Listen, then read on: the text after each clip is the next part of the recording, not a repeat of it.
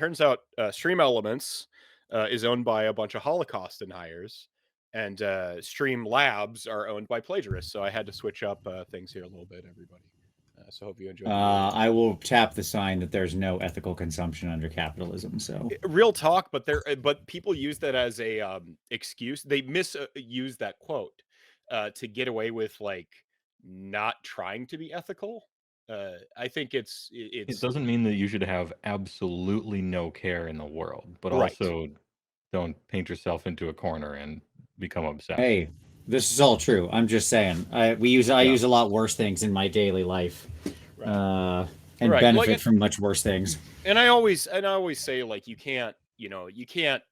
It's the greatest, like the single greatest, and I'm going to go with scientific exercise in what it takes to be a good person. The greatest philosophical tome or contribution we have is a TV show called It is exactly, where like they have essentially a point system on what it takes to be a good person, but literally everything you do causes you to be terrible, except for the one person, like the Stan or whatever, and they go and meet him because he's figured out the math on how to be a good person or whatever. So that is yes, but he goes to the bad place. He does end up going to the bad place. So anyway, I just really because there's no ethical consumption under capitalism. Like that's literally the whole the final gist of that show is that it's impossible. They figure out that the modern world has made it literally impossible to be ethical. Yeah. Spoilers. Well, and I go by the shopping cart theory personally. What's to figure out if someone's a good person or not? Sure. All the time I think cart about theory that. and how they treat employees that are customer facing. I was just these are really two great. Great my metric is the greater like Pythagorean theorem of service industry treatment. How do you treat people in the service industry? This is whether you go to hell or not. Like if somebody's nice to you, unbelievable, but shitty to the waiter, they're not a nice person. Like if you're on that date, just like take your emergency call, and get the fuck out of there. And unbelievable. Thank you so much for that follow there. Real quick, welcome first time chatters. And I just got to say, Snitbag, thank you so much for 31 years of support. Thank you for resubbing. See, we got 73 years of support coming in from Wizardry. Many decades of support happening here. And 44 years of support from Hotspur. 76 years from the man himself, Heywoah. Behold. Can any best my power? I don't know. any 77s in the chat? Don't try it. I think that's about as long as I've been an affiliate. So I don't think anyone possibly can. So I just and I see we got 1,000 RDP off the jump there. For a pleasant reminder, just to remind everyone, if you haven't watched the show in a while, since I haven't recorded, I went on about a year hiatus, did one Halloween special, and then faded into the darkness again. How was that game, by the way? Elevate like one sentence. How was that game? Which one? Alan Wake 2. It is a perfect game, TM. All right. That's what people told me. Like a perfect game or a perfect movie doesn't mean that it is literally perfect. It just means that it is, it's like a Coen Brothers film. Yeah, it's exactly what it is trying to do, and it succeeds at it. Yeah, correct. Must I play the first one to get it? I don't think so. It doesn't expository dump on you like really hard. It kind of throws you in, which is the correct way to do a sequel. Oh wait, I would like to re-ask this question in a different way. Mm-hmm. Must I play the first one to be invited to the party? Ooh, so it's like Metal Gear Solid. Metal Gear 4, yeah. You can play MGS4 and you're fine. You're not invited to the party. I think you show up at, like, if you play Alan Wake 2, you show up like the and one, and you're having a good time, and you can dance to some of the jams, but you would certainly have, like, you would really it would really be your shindig had you went to the first one. Okay. There's that's a yes is what I'm hearing. Yeah, it's that's fine. It turns out my schedule is kind of open.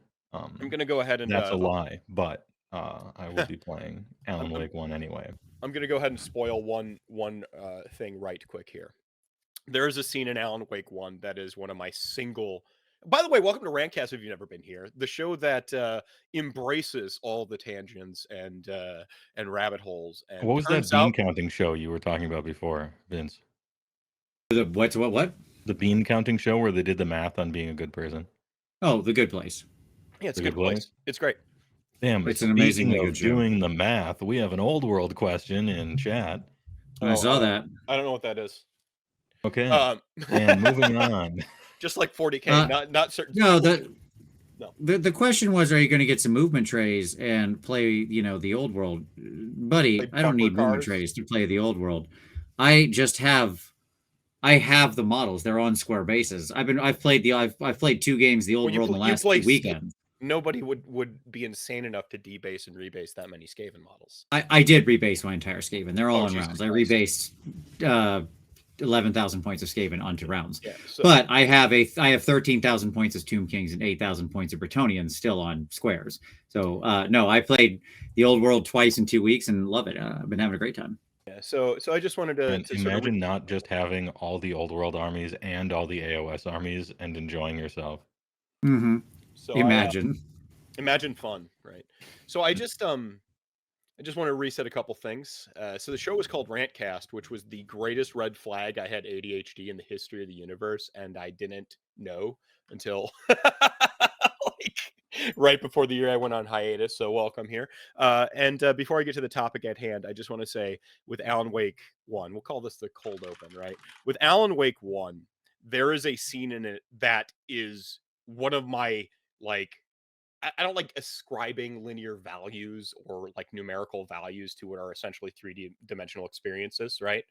But a top 3 or top 5 video game moment, period. It's like Cloud falling into the life stream and or Cloud 2.0 in Shadow Hearts losing his goddamn soul to a demon. If you ever played Shadow Hearts, Yuri, Heywoah, also Cloud. So those two moments are synonymous. They're just interchangeable.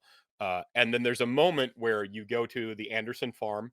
They're this rock band called the Old Gods of Asgard. They fucking slap. Their actual music played by a real and actual band, a Scandinavian band called Poets of the Fall. And you go to the Anderson farm where they make hooch. And they have a rock and roll stage set up in the center of their farm field. And obviously, being a video game, you go and play rock and or roll while killing demons with fucking fireworks. It is one of the greatest moments in video games. And in Alan Wake 2, I couldn't not worry that they were going to self-plagiarize that moment. Right? I'm just like, oh my God, because it's such a great moment. And to my mind, I'm like, you know how you do that game, you do that moment, or you nod to that moment correctly in a sequel? You leave it the fuck alone. You just walk away, right? You don't touch it. You do something else. You don't, maybe you reference it. The great victory of Alan Wake 2 is they took my challenge and made me eat my goddamn words in the best possible way. I won't spoil what they do, but it is wonderful. It is so fucking good. And with that, I will say welcome to RantCast Eternal, slight moderate rebrand just because I lost track of the number of episodes I've done in RantCast, 300. I don't know. It's a play on Stormcast Eternals. I think we're good for it. Also, now I don't get sued by Lewis Black, even though I was calling my show RantCast well before he stole my name or whatever. Who? Stand-up comedian Lewis Black. So he's very funny. I'm sure he's a nice guy. Quite funny, and I just don't know stand-up comedians. That's all. Yeah, I'm a big fan of stand-up. I've seen him live 3 times. I think it is an art form, and he is absolutely correct about the state of Wisconsin drinking. We are not alcoholics; we are professionals. It's a wonderful bit, and his bit on Christianity and the Bible also fantastic. So I just wanted to sort of set up the topic this evening. Let me Let me lay it out there. Tonight's topic, and I think it's a very appropriate topic given that we sort of have a Venn diagram of all of the ways to jump back in, from the old world to a new edition around the corner, a GHB expected on it on time, all these things. And I feel that on a long enough timeline, most Age of Sigmar players or Warhammer players, hell, any hobbyist of any sort of has to step away from their passion for a moment and come back. It happened with Tom, the Spelldom Lions, for a little bit there, or Michael, don't put that there, Doom and Darkness. A lot of us have sort of, obviously myself, and, even people in chat gang, they take a break from Age of Sigmar or Warhammer. Not Paragons such as yourself, Vince Venturella, obviously, like, there is no Warhammer there is no Warhammer with you, one of the literal pillars, like Atlas style. There are 4 pillars and one of them is holding everything up. Yeah, that's me. Yeah. I think it's much more, if we're going to appeal to such classical Greek mythological archetypes, I would picture myself much more as Sisyphus than Atlas. Yeah. Always pushing the painting boulder up a hill. Just another week, another Wednesday. It's just like, you load 16 tons. What do you get? What was the god of seasons? I can't remember her name. Persephone? Yeah. Demeter. Well, because I don't remember which. It's mom and Demeter. Yeah. I don't remember which one's which. Well, call me Demeter because I uploaded 4 times last year. You had to go down. It's Persephone is the one who goes down and spends time with Hades, right? So that's the daughter. Yes. So then Demeter's the mom, and thus so Persephone brings winter essentially, because that's when she's in Hades, but her mom is like the goddess of the harvest. Yes. So yeah, and depending on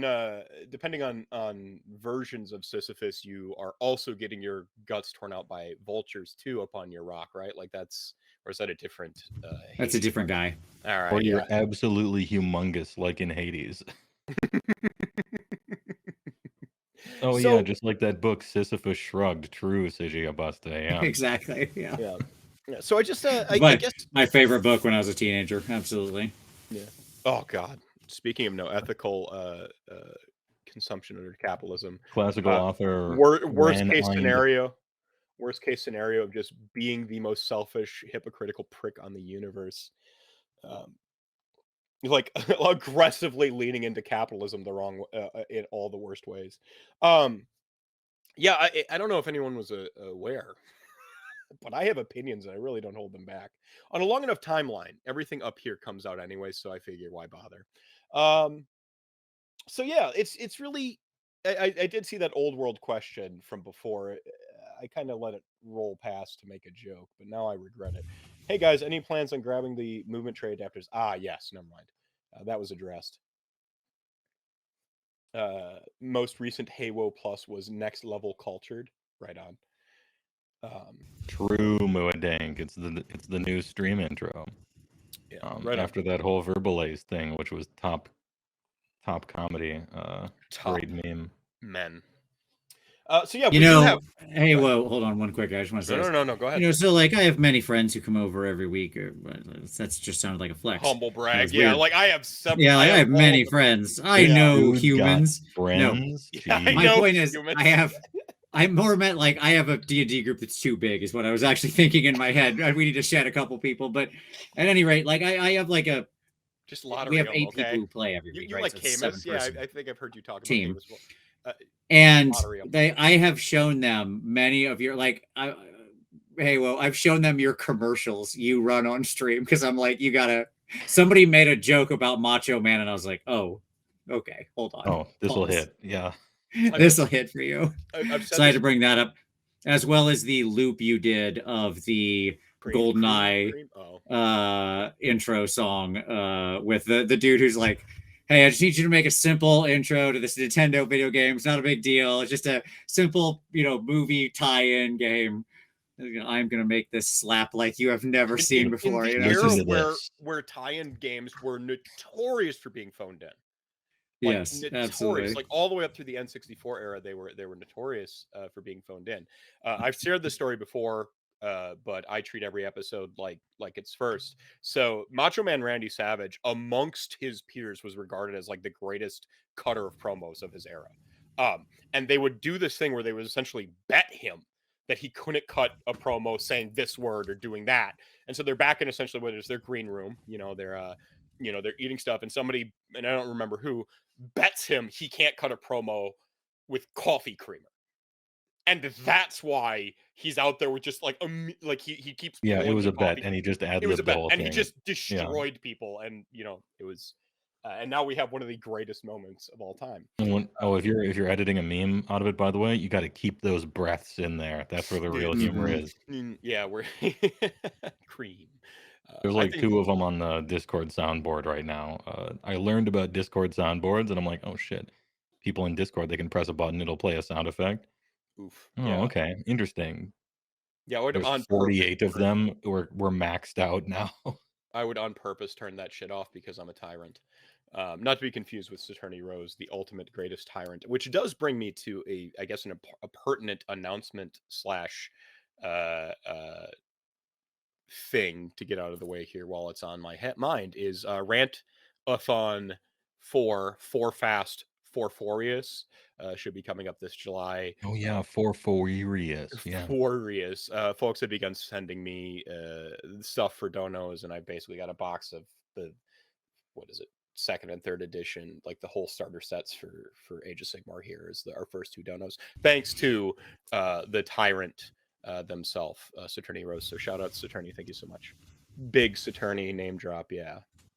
All right, so who wants to take a crack at this? How do you jump back in? Apart from obviously watching Heywoah right here on Twitch, Heywoah _ Twitch, and Warhammer. I mean, kind of mostly Wednesday Vince live. Actually, but Yeah. really, I mean, it depends on what you used to do and what you're trying to do now.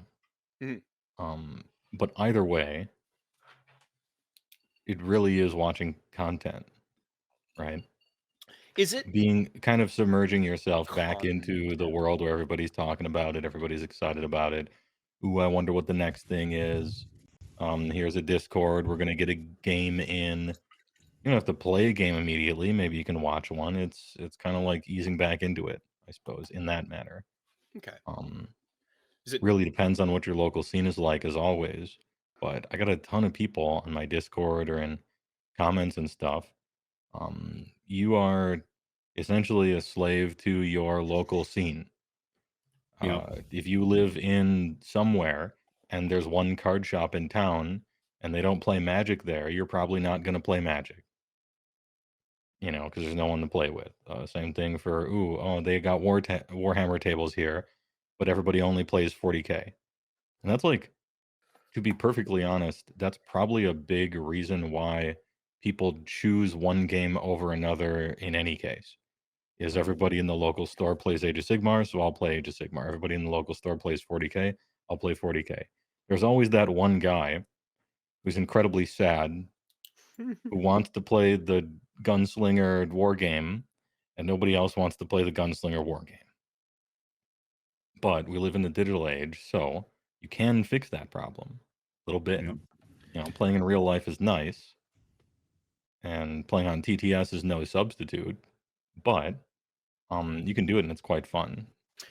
I mean, it's very similar to me. Besides traveling for events and stuff, Yeah, tabletop RPGs are the same as like I by far and away prefer playing a tabletop RPG IRL in person around a table. But if my choice is not playing an RPG at all or playing it over Discord, I'll play it on Discord. Yeah, it doesn't ruin it to me. I very much still enjoy playing games over Discord. TTS, Age of Sigmar, Rifts, Dungeons and Dragons, whatever. Vampire the Masquerade every Tuesday at 8 p.m. Central here on my show. True. Some games in my head, it would ruin it, and I wouldn't want to do it. But not for TTRPGs and not for war games, so far as I could see. I had this kind of worry around the event. We'll say, some 4 years ago, 3-4 years ago, that TTS was just sort of a stopgap, flash in the pan. It wasn't going to stick around type thing. Like people got obsessed with it for a while because they had nothing else to do. Yeah, well, necessity was the mother of invention, right? Like they didn't even have any good tables or anything like that before it, but it's like, well, okay, this is the only way you can play. Yeah. And then they overhauled it, and it was amazing.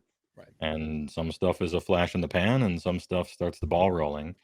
And this one started the ball rolling, and that's good. Speaking of RPGs that I'd much rather play in person, my Kickstarter Yo. arrived for Cowboy Bebop. Is that some Cowboy Bebop I'm seeing? Oh yeah, Tabletop game? Yeah, they've actually got a really interesting like high noon mechanic to it, where you have like bullets in a revolver that you're slowly diminishing over the course of its rounds and turns, and you have literal poker chips to pass around for shit. It's Okay. it's pretty dope. What kind of a system is it? What is it based on? D6s exclusively D6s. Like and pools? dice pools. Yeah, dice With pools. target numbers and stuff? Okay. Yeah. I found a lot of systems are moving over towards dice pools, one way or another. I like D26s or D20 systems, but I have had my eyes opened now to some other games like the Rules Light era. And don't get me wrong, I love crunchy games. I feel like I should, if I had my F keys set up from the switch changeover, I would zoom in on the hard zoom. But then I wouldn't be able to get back to you guys. I love crunchy games. For me, like Heroes Unlimited, just building a character is so much fun. Or like back in the heyday of like 3.0 D&D, coming up with a concept and like just being like, can I do this? And then like performing it via math. And like, I love that. Don't get me wrong. But also I'm very old and I hate teaching people games now. Sure. Meph, there's a question in the chat. Have you guys tried the AOS TTRPG? Meph, have we tried Soulbound? He Did we try doesn't that? know. Can someone pull up the best Soulbound ever links real quick? Actually, before Soulbound came out, we ran a campaign, and everyone here was in it, plus Tom. And it was sick. Here, But then it fizzled let out, me real as all quick things just do to grab my Tom. copy of Soulbound and look here in the credits real quick. Where's those pesky credits? Oh, here we go. What's that? I have a signature next to my own name in the credits. Please tell me you signed it next to your own name. Yes, I signed next to my own name Yes. in my own RPG book. Speaking of flexing, have I played Soulbound? So I guess what we're saying, Alex, is yeah, it's pretty good. Yeah, solid. Yeah, I like it. I especially like the lore that it expanded on for the world itself. We need more of that. Yeah. I agree. I agree. They can do anything. I just want them to do something most of the time. I mean, I also think it had like area zones, which I thought was kind of a clever way of handling distance in the game. Saved a ton of time, and really it played the same as anything else. It just saved time. Like I rather like that part about it. The way they were handling it is the way I always shorthanded crap anyway, where it's like, they're in melee range. They're like, every ability is 50 feet. How far away are they? 100 feet? Like, okay, I mean, we basically do this anyway as a shortcut in our brains. I might as well just formalize it. Yeah, so they just formalized it. I like that they kind of kept stuff simple to like. Don't get me wrong, I love metaphorically rolling fireballs. I love just grabbing a mid of dice and like throwing them down. But there becomes a point in time where I'm like, all right, let's be done with this. Which actually will bring me to a point about AOS very shortly here. So you talking about crunch brought something to mind. Did we roll too many dice? That we do roll too many dice. We roll too many dice, and I think at a certain point it can be streamlined to just mathematically the same. Like as like now you're hitting on twos because you'd be like throwing them just like 50 fucking dice or whatever. It's like I mean, let me make a little. I'm not trying to make a comparison here or any larger statement of what I'm saying. Unbelievable! As I mentioned, I've played 2 games of the old world in the last 2 weeks. Yeah, last two weekends. To play the old world, playing my Tomb King's army, I got out 10 dice. Okay, 10 dice. My 10 bone dice. All right. Nice. One time in 2 games, did I need to roll more than those 10 dice? And it was 14 to make saves, or regeneration checks. Sorry, what are your regeneration saves? One time, and that was because my unit of chaff skeletal archers got charged by like 3 other units and just exploded. I didn't actually need to roll anything. I was like, well, they're all dead, obviously. Yeah. Right. But there you go. They're all dead. Right. It was a joke roll. So like, there you go. That's my point. And that is unthinkable in AOS. We could do that. We have the power. There's There's technology. Well, they have shown, based on how they will change their game, it informs us of what their intentions are generally, right? So over the editions, what have they done? They've gotten rid of stacking wards. They've gotten rid of re-rolling saves. They've gotten rid of re-rolling ones to save. They've gotten rid of re-rolling to hit and to wound. They've gotten, I think they still have 1 re-rolling ward in the whole game. But anyway, they rewrote the Skaven Pestilence. What's the Plague Monk War Scroll, so that it wasn't kind of impossible to resolve. Yeah. So in the greater game, in the scheme of the game, it seems like they became aware that it was a problem, and they've worked to lessen it. Similarly, there's been less summoning, some less other things, and so it seems that they really do have their eye on game length, which I would if I were them as well. Because it does take too long. And that is not a thing that like is any different in the old world. They're both long games. Yeah, it's actually too long. I don't know what's going on in the old world now. I haven't looked into it whatsoever. Were I to wish to jump into it, I guess I need to just consume content. But I did play, ye old world, like the actual. I jumped in around 4th edition with Army Undead, right? Like, yeah, you and Sam ran. Yeah, me and Sam. He was playing High Elves. I mean, I have my I finally found it. My ancient undead. I guess army book is what it was called back then, right? Hey, I've got my I've got the Skelepope proper hanging out right here. Oh, there he is with the big hat. Oh, this model was so huge compared to the other stuff, and I didn't realize it until I like grabbed him, and I mean I could knock out a burglar with this thing. It's hefty. So it's a doorstop. And I remember there was a lot of minutia in that like if you yell like yo dog, you think you have minutia in Age of Sigmar. Like you have charging bonuses and like high ground bonuses and like all these flanking bonuses and and all these different things that were just like how many ranks you're fighting with bonuses and it was just like heinous minutia that I always personally disliked, but because it's not like Dungeons and Dragons where it is me and like 5 friendos and we know we're spending 12 hours playing this game or whatever, right? It's Sure. like and I guess we did play like Warhammer all day too. Like we knew ignore exactly what I was about to say. I don't know why I didn't like it, even though I do like Crunch. I can't really put my finger on it, quite frankly. Yeah, normally I really like crunchy games. I liked 3.5 and all its eccentricities. Mhm. I still play Rifts, and you need to house rule that so it's functional. Yeah. Step 1. Yep. Step 1 is reading all the rules, and step 2 is fixing them, and then step 3 is deciding whether to play the game or not. Well, how much of these rules are we just not going to use? Yeah, like let's even some BDI we're all going to get rules together his own stuff. So I mean, and make a decision. By the way, if just as a quick fun aside on the Rifts T, which I know both of you are enthusiasts and big rifter, big rifters.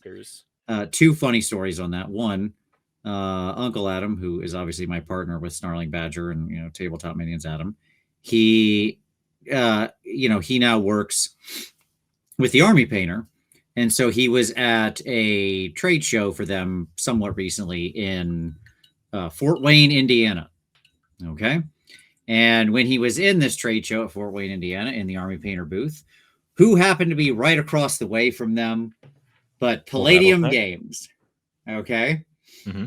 And Kevin came over and introduced himself to Adam. And like went and got him one of the new, like his brand new revised core books and signed and gave it to him. And I was like, Adam's never played a role-playing game in his life. And he was like, oh, cool, man. Thanks. I appreciate it. And I was like, that is hilarious. So now when we're talking, he's always like, yeah, we're going to talk, my best friend, Kevin, that kind of thing. Oh, yeah. So he personally gave me the revised Ultimate Edition V2. Exactly. So, but like the, when it comes to Rifts, you're talking about complexity over the things. I have an ongoing Marvel Cinematic Universe Rifts game that I've been running for the past 7-8 years, something like that, where we do marathons, and every marathon is like a loosely connected plot. Okay, so some are mainline stories, some are more side stories. Is it Heroes Unlimited, or are you just bringing? No. This is I just mean the way Marvel set up. It's like phase 1, phase 2, phase 3, leading to end game. That's how I'm running this. So like, what I mean by that is like you can have a mainline story, something that's connecting to sort of what leading to Infinity War, right? Or you can have like a side story, right? Like here's just a thing that's not really connected to the larger universe in any big way. Here's our Daredevil marathon, right? Like, whatever. Oh man, and we've done when you used to be able to watch Marvel crap without having to watch 16 other Marvel things. Sorry, go on, continue. It's fine. That new Echo show was great. So anyways, the like I started them out throwing them in the deep end, and since then we did an all juicer game where they were all coalition juicers, and they were all. I apologize. I'm mixing two games. They were all Kingsdale juicers, yes. And then none of their characters survived that to go on into the larger story because they're juicers. And the only way you end a juicer story is with everybody dying. Last call or have them die in combat, right? Yeah, they all die in combat, of course. Absolutely. Perfect. Kingsdale is one of my favorite. The Juicer Uprising book is one of my favorite books in the entire system. Of course, it's amazing. New West. It's weird for as much of a reputation as CJ Corella gets for being like a power gamer and writing some like the most absurd shit. I think his world books have the most flavor, and most of them are my favorite. Yeah, absolutely. Riffs Japan and shit like New West. We did a New West game. We did a Japan game. That one was very fun. Like there was a dragon and a cyber samurai and all of that kind of things you would expect. And we did a coalition game where everybody was actually like a true coalition soldier, and I took them on a slow journey into moral decline where eventually the players had to like morally revolt and eventually go rogue because they could not stand the evil that their own characters were practicing anymore. Like it became so morally repugnant that they just had to eventually rebel. But I wanted to see how far I could push them, like how far they would go into how horrible can I make them act? You know what I mean? Before they revolt.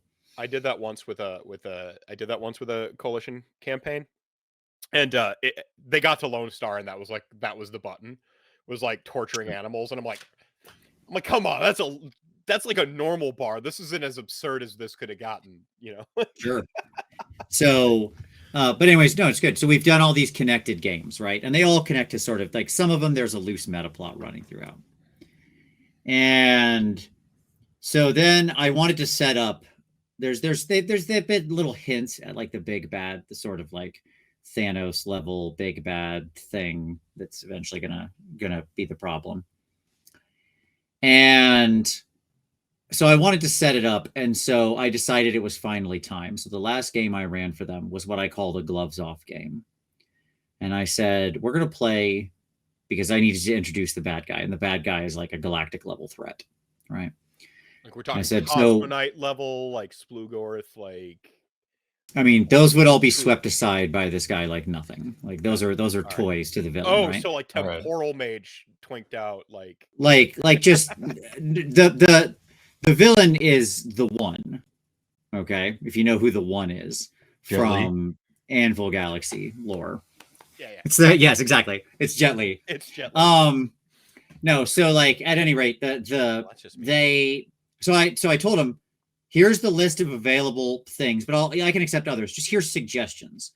So somebody can be a Cosmonite, somebody can be a APOC. No, APOC would be too weak. Trying to figure out what Like you can do a demigod or a Athenian. no, like full there's godling. Talos. I was like, you Yeah, can be a godling. full godling. Like demigod is too weak. Get that weak sauce out of here. Okay, we need full on godling. Is the Well, only thing I'm godling gonna get to pick accept. their own hand to hand, so then you dive into you get Oakenwall from the Rifter. From Ninjas Sure. and Super Spies or whatever. Yeah. Well, Sure. it's from like Rifter 2 or something like that. Rifter 3, Yeah. like Oakenwall is like one of the most. So you give them like just so you know this is serious, and so here's some of the sauce you can start with, but this is going to be a big deal. Yeah. And like trying to think of the name of the dudes from Phase World, the big blue weirdos, and they like you have Phase 1 and Phase 2 of these dudes. Like when they never leave Phase World. When they become Phase 2, they turn like 30. Yeah, Prometheans. They become Prometheans, yes. immune Yeah, to Prometheans. MDC, right, or something like that. They become immune to they treat that. Yes, correct. Just like a Yes. gunslinger from the New West, I had that ready. Like as soon as you describe, I'm like, No, very good. So I let somebody play a my phase. DNA. Sure, Go on. a Phase 2 Promethean. Okay, like a true, just immune. Like I literally, like I took one of the people they win was. initiative. Don't they just have an ability where they go first? It doesn't matter. Who cares? Oh, anyway, yeah, go on. But yeah, sure. Like yes, all that. Like yes, they have all sorts of temporal wildness. Like one of them was from what's the Nightmare Mirror Palladium game? Nightbane. Nightbane. Formerly So one of them, but they got sued by Todd McFarlane for using the word. Oh, there you go. Yeah, I love Nightbane. Really, really fun, ridiculous world. But there's like Elder Nightbane, like Man before Chainsaw Man. Absolutely. You know the like super Nightbane. You can be like an elder one that's just like wildly beyond. That's the whole thing. Is like the older they are, the like the more Nightbane talents they get, the more insano they get. They unlock like deeper mutations and stuff like that. Yep. We had a master vampire, like a true master vampire. Excellent. Like the second only to like the intelligence itself. Vampire intelligences, right? Yeah. We had, and so on and so forth. So it's all just like the gloves are off, and I could just throw anything at them. Like I had them fight an entire Krigor army, just here's spaceships and tanks aligned against you, and it's like the 7 of you. Krigor are like the Krigor are essentially like the Rex and Grunt from Mass Effect. They're that. Sure. In Rift. For the folks so, at home. When you're fighting Krigor, you're fighting Rexes and Grunts as far as. It's funny that the game, for all its flaws, can support that kind of scale, though. Isn't it amazing? Yeah. I had them fight like you're in a movie. You know the movies or the anime you watch where there's like the 3 guys and they kill 1,000 people army with the lasers that just explode on it. Sure. You can do that. The things he just described are that strong. Oh, absolutely. That's what I love about Rifts, though, is like it can handle that, like that scope. And another thing is like when you make a character, you're your concept to start. Like, yeah, you refine and you get better, but for the most part, like you are it, rather than like I have this D&D character, and when I'm 12th level, I'm finally fitting my backstory. Sure. Or you can play in a Sam game where you're he dying somehow of makes thirst it, like, in the desert. You have 6 silver bullets left, and there's vampires out. No one has MDC anything. Absolutely. Yep. And that's also a fun game. I've played that before too, and it's amazing. You can one of the big plot arcs is you find a broken suit of Samus that barely works, and you're like the king of the town for a while until it runs out of juice, and then so you can do that all the way up to the end of Gurren Lagann, where you're like throwing planets at each other. Incidentally, yes, I'm wearing my Gurren Lagann drill bracelet. It's a versatile game, that's for sure. So yes, I thought you'd all enjoy that. That like I finally got a chance to let them play and just take the governor switch, remove all governor switches, right? Like it's remove my pain inhibitors, Doctor. Exactly. Let's go. Well, full on. I mean, this is actually pertinent in a way, not necessarily to the topic tonight, but Heywoah and I owe you a trip to come play RPGs on account of the. You do. I mentioned it to Heywoah not too long ago. Yeah. True. As a stipulation for helping me with the charity Rantathon coming up in July, by the way. So yeah. I could do a one shot during this thing. I got another one shot in me. Yeah. I speaking of one shots, I do think we got to have one final like episode of the Best Damn Soulbound show just to like tie up some loose ends and just at least like say what was happening, a little bit. I liked that game. I thought it was cool, but schedules kept getting wonky with Yeah, Sure. I mean, folks, but such is life gaming as an adult, right? it Yes. sucks ass. So The speaking schedule of, boss is the hardest boss. it is. It really is the big bad evil guy. And I think that can bring us decently back on topic here. Not that the topic Oh yeah, is just, jumping back in the AOS. How the long until topic is a 4th work, by edition the way. If you haven't now? watched RantCast before, the topic it's a mirage to get us to allow us to talk about other cool shit. But sorry, you asked a different question. I think it depends on your group. I really think that's what it is. Exactly what Heywoah said. Do you have friends that you can also get back into it? When I got back into Magic in a big way sometime recently, year and a half ago or whatever, that was because I had a group of people who were all willing to come over and hang out and play Commander, right? So like I had a format that I loved, and I had a regular group to play with, and that inspires you to keep going. And then exactly what you said, and then it became the content mill. Like half of my YouTube subscriptions are now evenly split between wargaming stuff and Magic stuff. That's it. You know what I mean? And so that's I think it's a question of those two things. Right on. So pretending for a moment that you don't have several friends, unlike Vince Venturella, who has all of the friends. Several. Yeah. Many friends. He knows humans. I know multiple humans. That's what I'm saying here. That you're willing to spend your time with on purpose. Let it be said and recorded.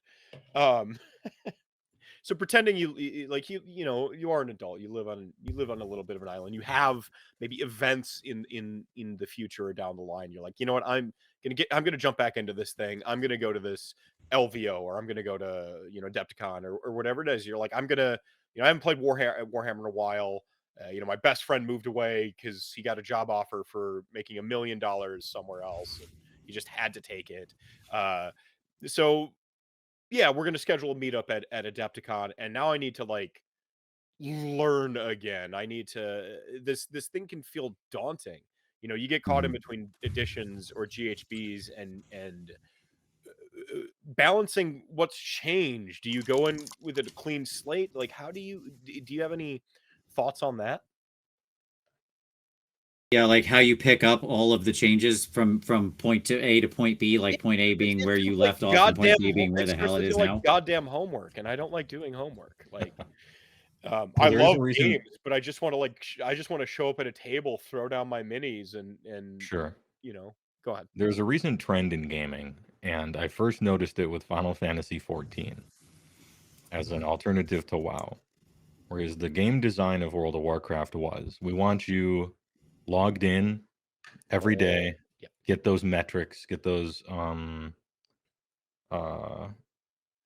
can't remember the word, player metrics, play for a certain amount of time every day. We got to always get those subscriptions. Well, it's the butts and seat mentality, right? From but also make you feel like you kind of have to. Yes. Otherwise, you're falling behind. And the Final Fantasy XIV, when player it engagement became reimagined and got good. The most beautiful man in Warhammer, by the way. Jupe's showing up, so shout outs. Go ahead. Their idea was, we're going to be an MMO where you can play for a while and then just fuck off. And a month later, 2 months later, 6 months later, just show up again. And it's fine. And the whole game is built around catching you up and giving you the easiest on-ramp we possibly can, especially for returning players and new players. Just make that on-ramp good. And we're not going to oblige you to do this or do that, and there's no FOMO or anything. It's just like, look, sometimes you drift away, and you'll come back for the expansions, or you'll come back for the big patches. And that was their friends idea. Suddenly start playing again, and you're like, God damn, I used to have a Dragoon. I really want to play with them again, but I'm worried I won't be able to because they'll be a million levels higher than me. And they're like, actually, we got you, dog. And buddy level up system, so you can get caught up basically instantly. And here's like free armor. Yeah. And it's super story driven. So you get in, you get your story, you do the raid one time, and all right, I'll come back for the next patch. Thanks. Not bad. And we can really see who won that design argument as you look to MMOs nowadays. They're just kind of all like that. Because it turns out one day of sales from the store makes more than 6 months of subscriptions. So Yeah, having people just sort of come back and then leave if they want to is not only what the people seem to want, but also it's better for the bottom line anyway. Right. And you can chop up what would have been humongous expansions into like big patches and sell it to people in chunks and stuff. And to wrap this into Age of Sigmar somehow, that's what seasons are. Sure. What was last season doesn't matter. Will never matter. If you're getting back into the game right now, you don't need to know anything about any of the other seasons. They're irrelevant. Although I would point out that they did 2 rank fighting one time, and that was cool. And so that's like useful to know, so we can petition for that for 4th edition. But aside from that, what do you do if you're a certain type of player? All right, what season are we in? What are those rules? You look at the most recent battle scribe. It has the most updated points on the website to figure out what kind of army you have. If there was a battle tome in between when you quit and now, you might look at that. Although also when you're returning, one of the first things I think you should do after all that other stuff we said, before you buy anything, I guess. I think before you buy, you should always, try before you buy. Yeah, I'm big on you should never be a smart shopper, kind of, and not just for gaming. I think it's good advice just for anything. Be a smart shopper. Why spend money before you're sure? But I have to own time the thing, entire it's probably an model artificial limited range. time thing. Chill, But I have to own every model in the whole range. Hey, well, you don't. I mean, if you want to, and you want to, and then I have them, there's nothing wrong with that. And then I have to find a way to make them good, even if they're bad, until I just find out desperately that can't happen. That can be fun for some people. Like, man, I'm gonna buy 30 Blood Knights God damn it, and eventually it's going to work. Okay, well, Yetis have been out for a long time, right? But true, towards the heat death of the universe, the balance wheel does eventually rotate around. Some, on a long enough timeline, it either becomes good or becomes retired. That's it. Or it gets retired. Put out of its misery. Yeah. Just hope you end up in A, not B, I guess is what I'd say. See, the real get the wood panel station wagon with 3 Yetis in the back. Where are we going? Oh, we're going to the countryside. Don't worry about it. Yeah, going out to the farm. I disagree with y'all here in chat gang. Sorry, I can't hear you. Draw is Ishtola and Hillsbrand. Cool. Ishtola, my queen. But for me, it's being a fucking dragoon. Is my draw. Is pretending I'm definitely not Kane Highwind for hours on end. Totally unique character, not Kane. That's spelled Nohtkaen. Not Kane. It's Scandinavian or something. Put an umlaut in there or something. Umlaut, yeah, XXX0. I liked Black Mage gameplay. I was fond of that. And your little teleport circle you made so that, because if you had to take a single step during the fight, you did 0 damage and you lost. You can never move. You're a turret, and so it rewards you for knowing everything and planning perfectly. And so, okay, my one teleport is over there, and then I'm over here, so that I never have to move for this whole fight, and I'll teleport out of that one thing and land here. Plus the the rotation is kind of cool. Dragoons were like the feral druid of like late vanilla, where you needed precisely one. They didn't do fuck all for damage themselves, but they enabled all your DPS to do a million more damage. But I didn't care about that because the dragoon rotation was like fucking Mozart, where you're just like fucking, it's a spreadsheet and you're just like playing it, hitting your keys like it's the piano, and you had no less than 3 jump abilities. Your vanish was a jump, so you could like shed aggro, which was perfect. See, that's the flippy jump where you jump backwards, and then you had a charge jump, and then you had a rotation jump just to do big dammers. So I was a big fan of it. It played exactly how I wanted. Situational awareness when you're fighting on a platform with all them jumps. But Oh yeah. Well, I love to swag off on people and use my vanish jump to jump out of fire and just be like, oh man, I do miss Final Fantasy 14. 10 oh, out of but back 10. to what I was talking Yeah, about. If you come back in, just check okay, how far away is 4th edition? How old is my battle tome? You don't want to get caught. This isn't necessarily relevant right now for battle tomes.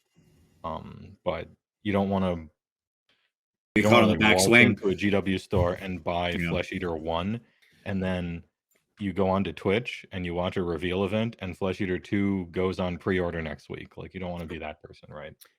Do you remember when we kind of first got into when we were first kind of getting into AOS and we didn't know where all the tournaments at? Like we had that issue of Yeah, I still kind of don't. and it was I like just a hear lot about them. it was a lot of word of mouth, right? And Yeah. I think I ended up getting us a Dragonfall, and then that led us to kind of finding these other regional tournaments. Mhm. And the tournament scene is one avenue. What's nice about tournaments is it's an event. You take off from work, you get to see your friendos, and you sort of plan for You that. get to play 5 entire games of AOS, which is probably more than half of the people there have played that year so far. Right, because it is difficult. Play some Commander and go out for like Hot authentic wings or ramen whatever. some wings or something afterwards. Yeah. Get some dim sum. Yeah, so I mean, I guess so your GW is really, really great at getting people to buy models. It's almost like it's their business model to sell minis and onboard new customers, and so they're very good at that. But I find in terms of facilitating, Are they? I'm not sure that's true, but we can discuss that. I mean, their $1 billion market share, or their majority market share, and something like $1.6 billion. Yeah, they have a $4 or $5 billion market cap. Yes, but I think they're actually pretty bad at it. Let's go. Rabbit hole number one, official rabbit hole number one. Let's go. That's fine. Wizards of the Coast is good at getting people to play Magic, because you walk into a store and there's and the guy goes, "You want to play Magic? Okay, cool. Well, most people here play Commander. These are these pre-constructed decks. I can just sell you one of these for usually $40 to $50. And then you take that thing and you go sit down shuffle it up and go sit down at that table, and you're going to play this game." You actually open the box, and then it's done. Correct. You can sleeve it if you feel like it. Right. You can play in 5 minutes. To be fair, I think you're talking a little bit about the sort of playing and buying in like sort of. No, I mean how easy it is for them to wrap you in. That's all I mean. Okay. Because the problem with AOS is, and this is my big complaint right now, we've talked about this in the show a bunch, what is the on-ramp right now? Like, you're talking about getting back into it. So this person already has some impetus to play, right? So that's they've already crossed the hurdle. They played it. It's me. I own every undead model still. Like, sure. Like it's me. The person jumping back in is me. Be specific. Which is fine. The sign back rule. But what does the person who's brand new buy? What do you walk into the store? What do you buy? They buy a battle tome. Clearly now they're gonna, like, that new Spearhead thing with the Stormcast is like, okay, that's gonna be their Commander equivalent for AOS 4.0, right? It's the same thing as what they have. It's like Army boxes, 40K. Collecting. Where it's like, boxes. Buy this thing. It's meant to play against all the other boxes that look like this. It's balanced against all the other boxes that look like this, right? So now buy this, paint this. It's still a harder road, but that's just miniature painting, right? You have to know what you're in for. But like that, at least that's my point. There was no product that they could purchase that was like, now you're playing the game. And that's the problem, right? Now they can go, box, it has all the rules in it. Here you go. If you want next, you can come in and get the battle tome, and that'll show you how to expand your army. Right? Because the battle tome is nearly worthless if you're a new player. Like, what the hell does any of this mean? What is good here? You pick up the Stormcast battle tome and you're brand new. Good luck. Yeah. Good luck. Even the core rule 75 war scrolls, 51 of which are heroes. You have no understanding of like, and 40 of those are bad. You have no understanding of like the quality gauge yet. You have no metric for that. You just don't know. Fuck the core rules. I guess that's why for a while there, it was really impressed that like the rules were just, you know, the 2 pages, right? That was like the big thing once upon a time, but that went by the wayside, what, 2 editions ago, and they're going back towards like a sort of creature feature and rules bloat again. Well, I don't like calling it bloat, more of a feature creep. I'll tell I everyone the consider it. semantical I think, difference. in my opinion, for 3rd edition, what they did is it was cups and balls. They took a lot of the complexity out of battle tomes and put it into the core rules. Yeah. And so I think the net amount of complicated stuff you're doing is probably about the same, with the exception of battle tactics, which I know is a big one. But they just shifted where it's happening. Part of that microphone is because I'm on my old peasant microphone because we got a puppy and it decided to chew through my old good headphones. The other part is I'm notorious for, when I'm not using a headset, moving around way too much and not keeping the microphone where you're supposed to, which is about a fist or dick suck away from the microphone. Like that's what you are there for. Yes, that kind of crass humor. Welcome back to RantCast, everybody. So yeah, but I turned myself this is up. microphone inspection day. Yeah. Microphone distance inspection day, I guess. Now mine's like way over here because I'm painting right now, so I'm sorry. No, it's all right. Oh yeah, because you're painting. Yeah, my one class in media broadcast in college that made me an expert on this. The rules are different. I didn't study. Yeah. Yeah. No, sorry. Hopefully that's a little bit better. No, that's true. And then by the way, if you want me to buy better microphones, there's a dono button down there. You just push that and give me your money. Give a stranger on the internet money, or by subscribing or donating. I am a stranger on the internet, no matter how much you like me. Sorry. So we were talking about like essentially the onboarding. Yeah, and I didn't realize and the rules density, and I think it is difficult, even when you're. And I think that's different than if you're coming back, right? Because if you're coming back, you know the lay of the land. Like if you open up a battle tome and you're coming back, yeah, the rules have changed some, but you still know basically like what is a war scroll, how does it work, right? Like you're not opening up the new Soulblight Gravelord's tome and being like, well, I don't know what any of this means, right? Like if you played AOS at some point, you know what to hit means, to wound means. You can look at a thing, you can look at their recursion rule and go, man, that seems too good. And then all right, and then you realize that in fact it's not the real rule anymore because it's been changed because it was so obviously ridiculous from the beginning and should have never went to print. And then you have to learn that that's wrong. It's actually a 5-up now, yeah. So, right. If you're a returning player, you look at the enhancement system of 3rd ed, and you probably figure it out, but you still get a few things wrong. But you're probably good. If you're a brand new player, you look at enhancements, and you're probably kind of lost, according to the number of questions I get about it. Actually, like what some Norwegian dude said here, which was correcting me, and I actually kind of have been won over to it. They never start with a book; they start with models for sure. Yeah, actually, probably true. Like you buy the model that looks cool and then regret it later because you find out it's trash in the game. That's fair. That is fair. Oh, and I didn't realize this one huge thing about, well, not only returning players but also new.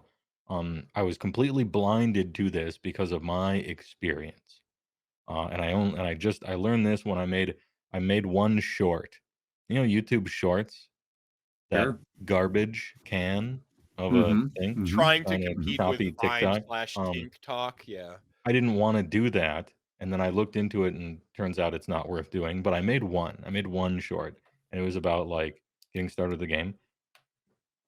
So many people try to play Age of Sigmar by getting into it and playing like a 500-point game. And slow grow and stuff like that. Yeah. Path to Ignore and 1K and all this other stuff, and I didn't ever consider that, just due to how I essentially interface with the games, I guess. Because when I was when Andrew Yells was like, hey, you should play Age of Sigmar, this game is cool, I'm like, okay, let me watch a game. And so I watched a game, and I'm like, hey, this game looks cool, and also the models look cool. All right, And so I did a shitload of research for like 2 weeks, and then I bought a 2,000 point army, and I started playing the game after painting it. Right. And so I just you went all the way to like, this is the main mode to play. This is I will purchase the required things to play this game. Yes. Yeah. And I was blindsided because I just, you know how sometimes you do things a certain way, you think everybody does things You take that it way, right? Like and sometimes you're like shocked, and this is my shock moment. I think the vast majority of people actually play like 1K at first or do a Path to Glory stuff because at least a little bit I think they're encouraged to by GW. Why else would they have these things besides being an on-ramp? But they're like mad that those are kind of trash, and they are. Yeah. So, and I'm like, this is like playing a video game on an optional kind of not fun mode, and you have like the real game over here. It's like being mad at a demo disc or something. I don't know how to describe it. Mad at a demo disc. Well, I got this like alternative modes. So like League of Legends has an alternative mode where you can ARAM, like all mid, and apparently that thing is fun though, and so my example doesn't work. It's very fun. My example doesn't work because that's fun. But it's ultimately meaningless. But pretend that was the fun mode, and then the real game, or that was the bad mode, and the real game was the fun mode. You know? Yeah, just unranked. And it's like all sorts of people playing the game literally wrong, like an optional side version, and then being like, "This game sucks." Like, no, you're not playing it. Is Allotech coming at my Grixis control colors? Like minus red? Like, come on now. Blue black is the best. You mean Dimir? The best way. The best way. I don't give a shit. Yo, Dimir kind of nice though. Simply don't. Blue black are the best colors in Magic the Gathering. What is this? What is this slandering of playing against blue? Has the best card draw, and black has the best card draw. So why wouldn't you want to play? Don't you like cards and to hurt others? Yeah. First of all, I think green actually has the best card draw. I'm just going to say that, but like that, nowadays, I think that has become true. Modern Magic. I want to have a hand, and I don't want you to have a hand. What is so wrong about that? Yeah. Like, I just don't just cast a grief. Just evoke a grief. What's the problem? What's the problem? Look, maybe you should practice your fundamentals, pleb, if you have a problem with how I play Magic the Gathering. Fundamentals of crafting a volcanic island for a brainstorm, maybe. The reference I was going to make, and maybe this just shows my age, was like, but again, I think my analogy would have fallen down all the same as yours, Heywoah, because I was going to say it's like bringing home the original Doom on shareware when it was just on a floppy disk, or like Wolfenstein on shareware. Like when you I remember the first time I played Wolfenstein on a shareware floppy disk that I got, right? Or like fucking PlayStation Underground to make it a little bit more modern for people who are still. And I was like, and it had cool. I was like, that's pretty short. The first level, yeah. Yeah, I was like, that's a pretty short game. And they were like, no, it's not the whole game, dude. It's just shareware. We only get the one level. You have to go buy it if you want the rest. And I was like, oh. That being said, that ripped. Castle Wolfenstein on shareware the first time I played it, and you're just running down and gunning down Nazis. I was like, well, this is like the coolest game ever. You had to fill out the little card and mail it to them in the physical mail with a check in it, and then they would send you original Doom, and that was how they sold original Doom. That's why there's no like original copies of Doom anywhere, because it wasn't sold in stores. Doom 2 was the first one actually with a box and sold in stores. Well, it was like made by 3 people in a college dorm room, the original Doom. So 6. You mean they didn't have like a publisher rollout, like a massive, no, but it was. But anyways, it was a big hit on the college FTPs. Let me tell you. Yeah. You're absolutely right, though. Like the nature of the game as it exists right now, for better or worse, is such that 2K is where the game plays. 1500 is fine. Oh, by the way, you can go down to 1500 and the game still plays fine. We play a lot of 1500 point AOS, and it works fine. You just literally have you still have completely functional armies. You just don't get your tools. Like, that's actually what it comes down to. Yeah. Like if you're playing Suns, I just have 3 giants instead of like 3 giants and my dumb goblins, or 4 big giants, or 3 giants and some little bit and a little pack of babies, or whatever, right? If you're playing even your BCR will work at 1500, right? You just don't get as many of the other things. You just like, you've got the basic monster trucks you need, and there's nothing else going on, right? And so, you know, but that's about where really the floor is, unless you're playing like a doubles game where it's 1,000 points each or something, and you're both having halfy armies that are somehow combining together to act like a normal army. See, what's interesting about that is that was how I were going way back to, like, not, you know, the old world in capital letters, you know, but in the old world when I first started playing Warhammer in like circa 1996 or 97 with Sam, was I was poor as fuck. I bought my army by mowing lawns and trading comic books and actual real fucking basketball cards. If you can remember the 90s when basketball cards and you had your Beckett with it valued them. And Pepperidge Farm remembers. Yeah, Pepperidge Farm. This is how old I am. I was there 1,000 years ago when the internet was made. So that was how I initially played. I didn't have a whole army like all my friends, so they would essentially let me like bring 1,000 points to my friend's army, and he'd play 1,000, and so we'd, you know, it might be sometimes like me and Sam against his brother Ben, or Ben's friend Edric would come over with his lizard men, and he'd play 1,000, and we just kind of play teams and stuff, and it was I mean, that was, I enjoyed that as a youngin, and then sort of fast forward a little bit, you know, I don't believe history repeats itself, but it does rhyme a little bit, and you know, one of the first tournaments I went to was a doubles with Heywoah. You know, we're both bringing 1,000 points, and that was a blast, and I find that to be a really decent way to get into Warhammer, sort of. Oh, I would call it the superior method. This is something else we talked about on the show this week, and I went on a big rant about it. It drives me absolutely insane that there's no official support in any book or any publication or anything they do for doubles. And I cannot think of a better way that they could actually grow their customer base and get more people playing their game, like deeply into their ecosystem. Well, I mean, that kind of checks all boxes. You're not buying 2,000 points out of nowhere. You are playing those 1,000-point games, but you're still playing some edifice of a. But you're still playing 2K games in a sense. Yeah, you're still kind of getting the impact probably have of, like, more units than normal, but you're still playing the game. You feel the impact, like the weight of when I lose a unit. What does this feel like in a more complete sense than when you lose a unit at a legit 1,000-point game? So you're like, oh my god, that's half my army. But when you've got your friends there, you're like, no, it's okay. He's got these 2 units here, and you're learning that sort of like board state a little bit better. The from the cost standpoint, it's easier. From a traveling to a tournament, it's easier. Like, everything about it is. From getting a new person to actually take a chance and do it, because most new people are very afraid of going into a room, especially like your partner who might be interested or something like that. They're not going to go in alone into a room of sweaty nerds and then be like, and you just go, okay, bye. I'll see you in like 10 hours when you're done with your rounds. Right. But like, but if you've got somebody new who's like, I don't know, man, I'm a little worried about getting into events or getting into this game or going to the local store and playing. If you're playing a doubles thing, it's a totally different experience, because you're like, nah, let's go play together. Right. You and I are going to do this together. Totally different experience. Completely different. I like that we've solved Warhammer. Also, the best way to get into the game by proving how much better friends. doubles is. Right. Yeah, and that was one of the things I was going to reset, because one of your, I mean, basically from the jump, you said, how do you dive back in? There is friendos, right? Like, and so you are by nature jumping in with a friend.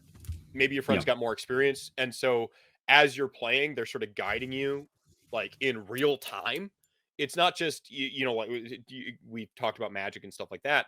When you go to that first MTG tournament, no matter how great of a player you are, like goldfishing or playing against your friends or your local store, you know, like when you get into that room with 3,000 people, it's a lot different. And 3,000 is on the lower end of some of the PTQs and Star City. Well, the GP is for 10,000 people. I think it's 10,000 alone for the Gen Con Star City. Like, I was at last, which is like a decade ago or whatever. But that Minneapolis event we went to, the legacy side event was 1,000 people, and that wasn't the main draw. Like, it can be rough being in there by yourself. You're like, okay, go play around, see you in an hour. But when your friend's right there next to you, even if you both never been there before, that's a lot less intimidating. Let alone if one of your friends is an experienced like tournament goer. But like, it's so much easier to face the crowd together. Plus, I would also point out a lot of people drop off or stop playing because of kids, and they don't want to. And one of the things you can actually do is bring your kids with you if you're playing doubles, because you can play with them and have them like again, not like if they're 5, but if they're 12, 10, 13, something like that. Sure, they can be your partner. Like Velatron comes to the holy events, and he brings his son. His partner's his son. And Velatron is an incredibly nice guy. By the way, his son is a freaking genius. This kid is going to be a shark. Like, this kid is a great Warhammer player. Like, we played against him. Incredibly good Warhammer player. He's got to be 12 or 13. The dude's going to be 5-0 in tournament solo in a couple years. Like, no problem. You will see him at the top of lists. But at any rate, it makes Velatron comfortable bringing him to these events because they get to partner together, right? And so he doesn't have to like let his 12-year-old just be like, okay, bye. In the wild, know. And yeah, no, it's his son kicked my ass as kicker, right on. No, it's I don't know. I too believe in the power of the doubles. There's been all this like attempts to get like 1,000 as like kind of a default state, or have like a kill team equivalent, and Warcry. But they'd have to make 1,000 good, which is the problem. And I think if the game doesn't really function at 1K, what do you have to do? You have to change the rules or add new ones so that the game is functional at that level. It's such a dramatic change versus like just adding a couple twists to a 2K game and allowing doubles, right? But ideally, all the rules should be as close as possible to the same. Like, same if you play limited in Magic, if you play limited or constructed or legacy or vintage, like the rules of the game are all the same. Lands, getting mana, drawing cards. Yeah, you're attacking with creatures. You're only I guess commander is different. Right? It's the commander is the only one with like, it's got all these special rules to it. You have 40 life instead. This is what a commander is. But you're still fundamentally playing the same game. You're still untap, upkeep, draw.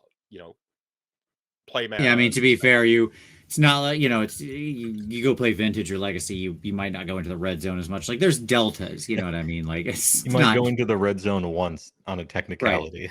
Correct. Yeah, like I have to attack this one time that I just tinkered for. He's technically getting in the red zone, but the guy's already picking up his cards. So right, yeah, exactly. Slightly different experience. Ban Beastclaw and Son, says Kernigan. I don't know if I agree with ever banning Beastclaw.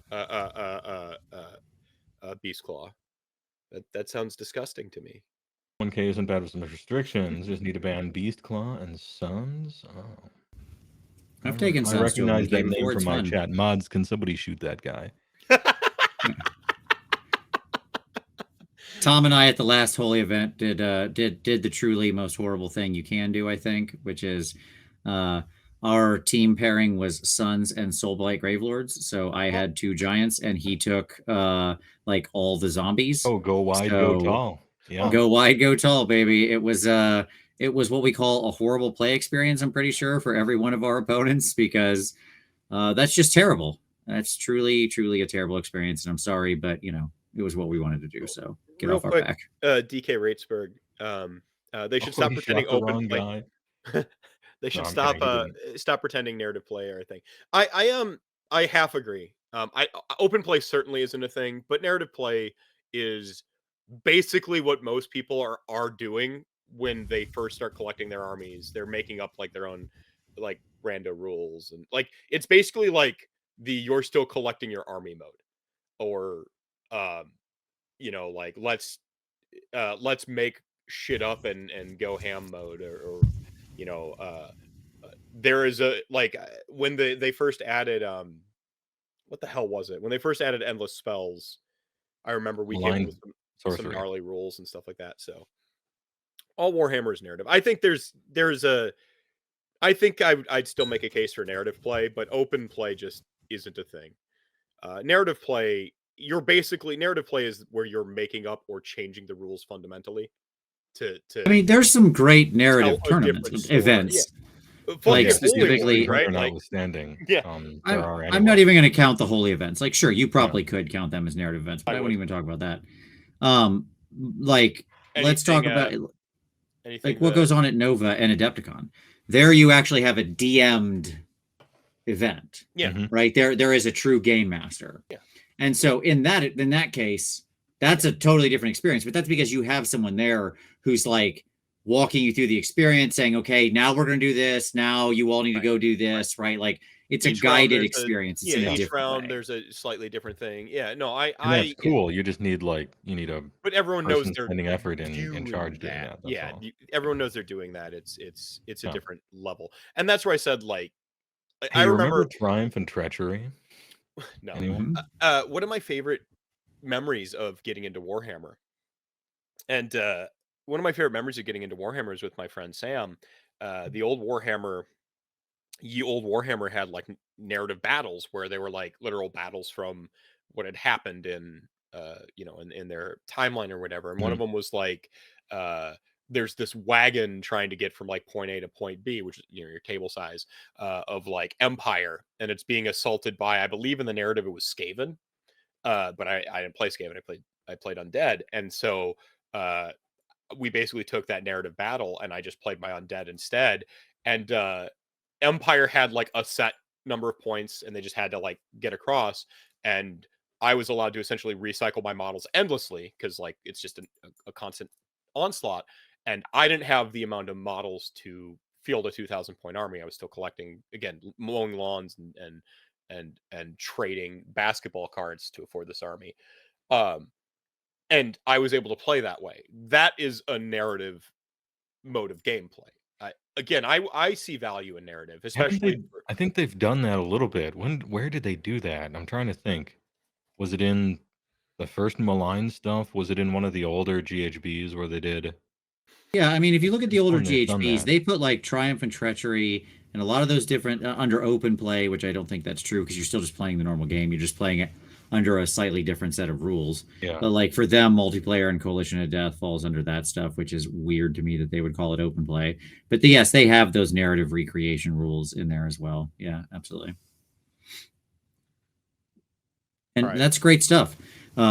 This is another thing we talked about last night was how good the old GHBs were versus the absolute garbage that is on offer now.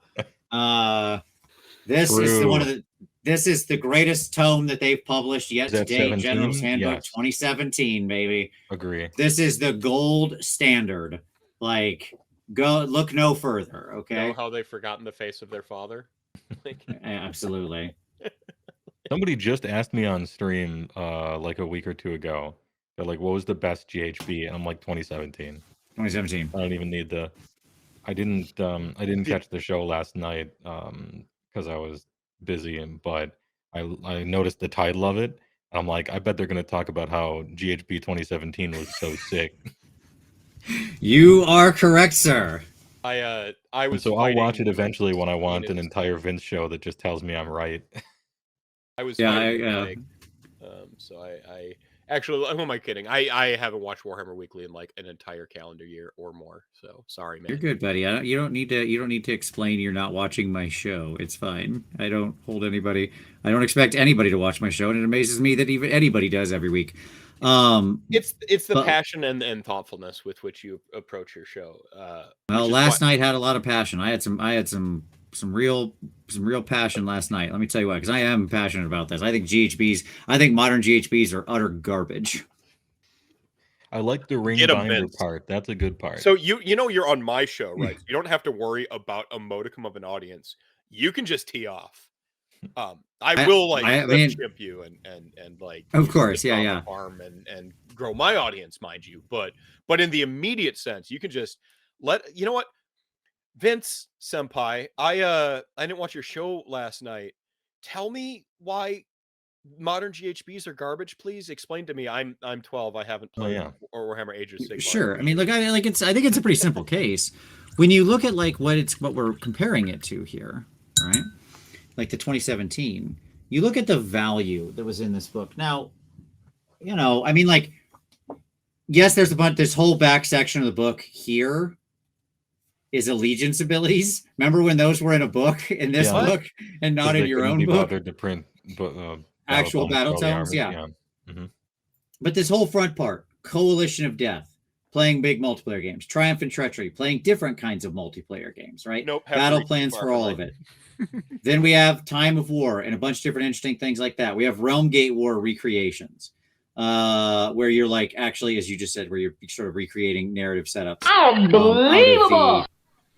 Out of the story. Hold on. Now is the time to put aside your weak human side and join me in remaking this world. Studio. Thank you so much for the big raid there. Unbelievable! Feel free to join me in remaking this world by putting aside your pathetic. Unbelievable! And thank you all so much for the follows. Unbelievable! Unbelievable! All the follows hitting there. Chat gang, I think. Do we need to remind them of something? Unbelievable! Right, exactly. Now we're hearing about how awesome the 2017 Unbelievable! Exactly. So this thing is packed with value in a softback form. I've saved it and used it for years after it was published, right? Like to play many, many a game. It has siege warfare in it. It's got a ton of stuff in it. Okay? This is Chad GHB. Now, Giga Chad, like with the chin. Let's compare GHB to this piece of garbage, okay? Where, first of all, yes. Hang on one moment. Is that literally how it was released? Like, or is that from like a box? Because I know with like when I got like this? a collector's No, this box. was this. No, the spiral bound like dinky thing. Oh, like no, this is the book. Yeah, you go buy this on the shelf as this. Is it cheaper? No, it's more expensive. It's like this is like $20 more expensive than that one was. I mean, I don't think inflation was that over the time. And while I have you on pause and you're holding your thought, Kicker just dropped 1,000 RDP. That's relentless discipline points. To remind everyone that chat gang ain't none to fuck with. Welcome, Raiders. All right, continue your point. Sure. What amazes me about this book is, first of all, the construction is admittedly nice. Like, it is a quality thing with the sort of heavy corrugated cardboard tops and the spiral bound and like all of that. The problem is that when this ticks over in June, this is worthless. Thanks. This is trash. There's nothing I need this for anymore. This can go into the garbage and be lost to the ash bin of history, and I will never think of it again, nor mourn its passing for even the millisecond of my life. If I lost that GHB 2017, my life would be materially worse. It would diminish. The light in the universe would dim. Okay? This thing means nothing. It is more expensive and it means nothing. And what is in here? What's in here is 4 sections, 3 of which I don't even need. So like the rules index, don't need that. Core rules, don't need that. That's free. That's just in the app. That's just in a PDF they make available free for download. So that's all worthless. Here's the endless spells. We've changed them 3 more times since you published this, and they shouldn't be in this book anyways. Why would random endless spells be in here? That's for battle scroll updates. So that's all garbage.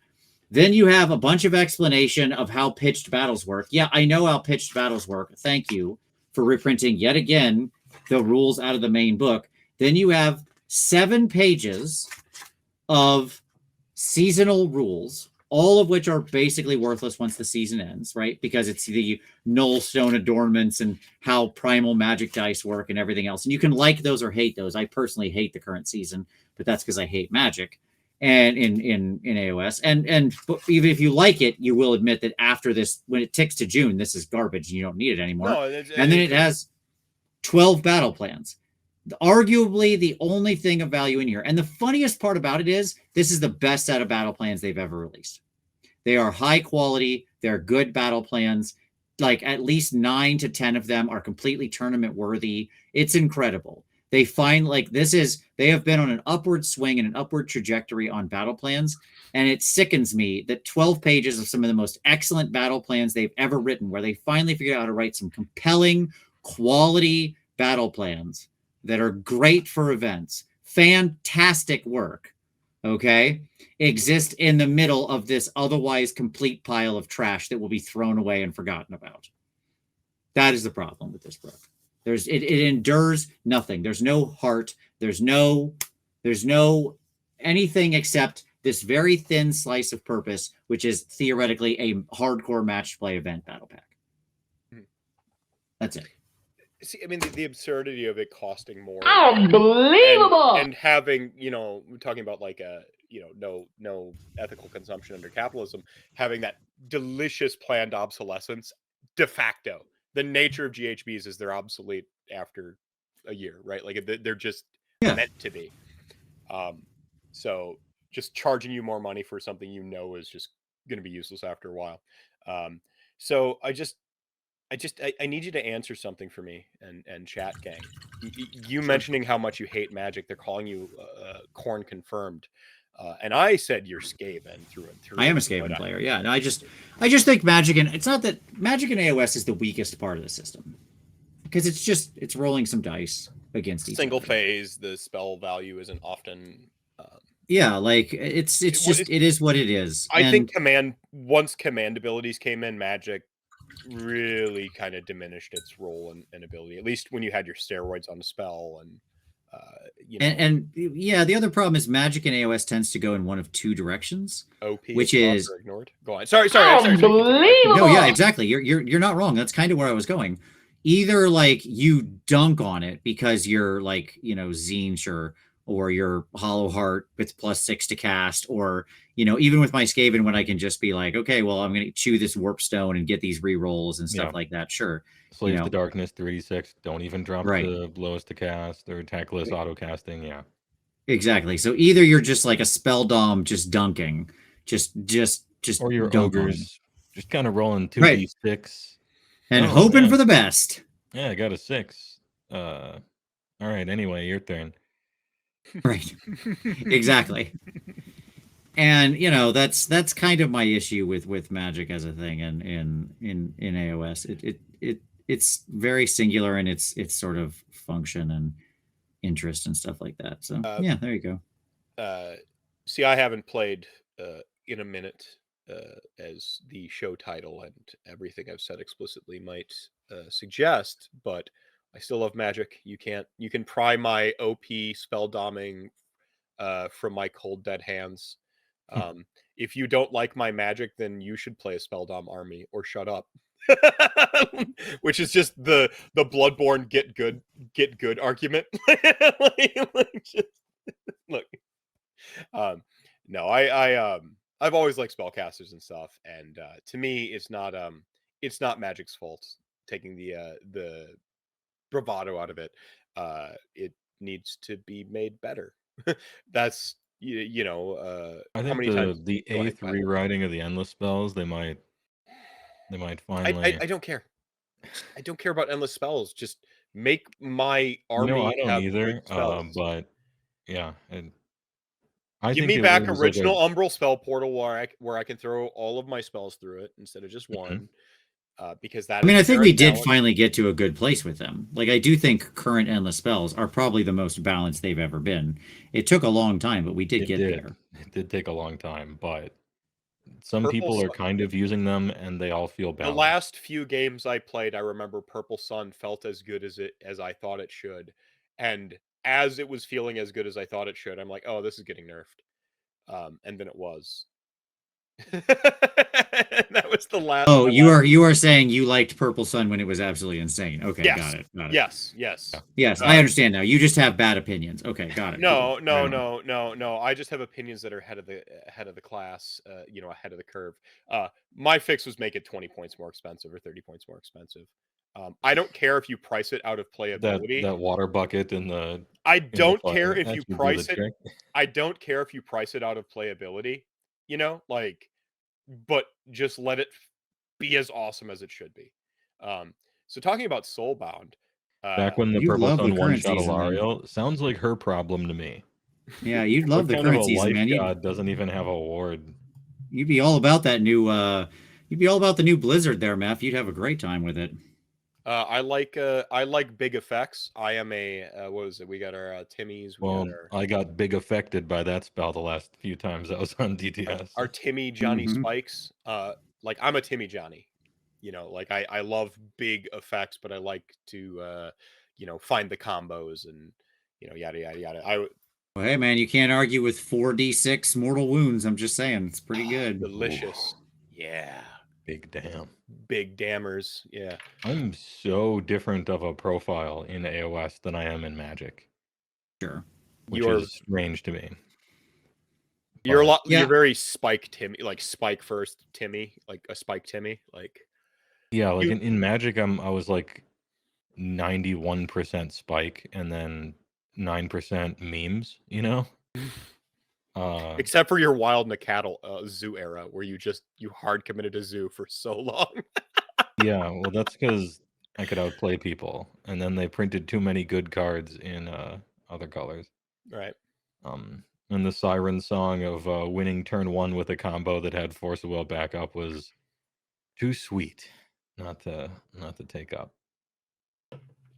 But I utterly lost my train of thought. And we're getting back in there. We were talking about Blizzard. Yeah, we're talking about Blizzard. We're talking about GHBs, seasonal stuff. Do you like seasonal stuff at all? Vince? Hey, Steinwand. I used to work for AGDQ. Welcome to the stream you forgot about. Welcome back, I should say. I think seasonal stuff absolutely has a place within AOS. I really do. You mean like a GHB seasonal like rotation? Yeah, sure. I think it helps keep the game fresh and stuff like that. Like that, ultimately, I think there can be good things to it. Keeping the game fresh, understanding that we mean for a very small amount of people, since most players of this game, like the vast majority of them, play less than 2 times a year. That has been repeatedly the findings of everybody who's done surveys on this, right? Is that most people identify as, I am a Warhammer player. How many times a year do you play? I don't know, about 1 or 2 times a year, something like that. Maybe if it's a great year, they get 4 games in, right? See, I tried to keep it a hard value proposition for buying a $50 GHB that you're going to use a single time. Right. See, I tried to play, a few times a week or at minimum once a week. During my peak Warhammering. That's now been replaced, weirdly enough, with going to the gym and playing basketball. But nerd. I know. A bunch of normal humans with mainstream tastes and such. I am the nerd amongst you. Behold my sports ball memorabilia. So, yeah, but yeah, like I like seasonal things. I think it does help keep it fresh and interesting. I just think that what we're doing in the GHBs right now is like way too heavy. Every single GHB from 3.0 was like beyond massive in its impact, right? Like every time we're doing bounty hunters. Much. Yeah, it's skewing too much. It's like all of these unit war scrolls, they were super good 5 minutes ago. Now they're trash. Well, that is too much. Age of Sigmar, and this is from my height of my playtime when I was really in it, theory crafting, meta predictions, all like basically just me 1 year ago, right? And prior, my whole career since like 2017 or whatever, barring my mental health hiatus. I always, there was a trend in Warhammer where you just couldn't be upset about it because it was such the norm that the thing that was good last GHB will be trash this GHB. Right. It was you just have to know that's going to happen. Yeah.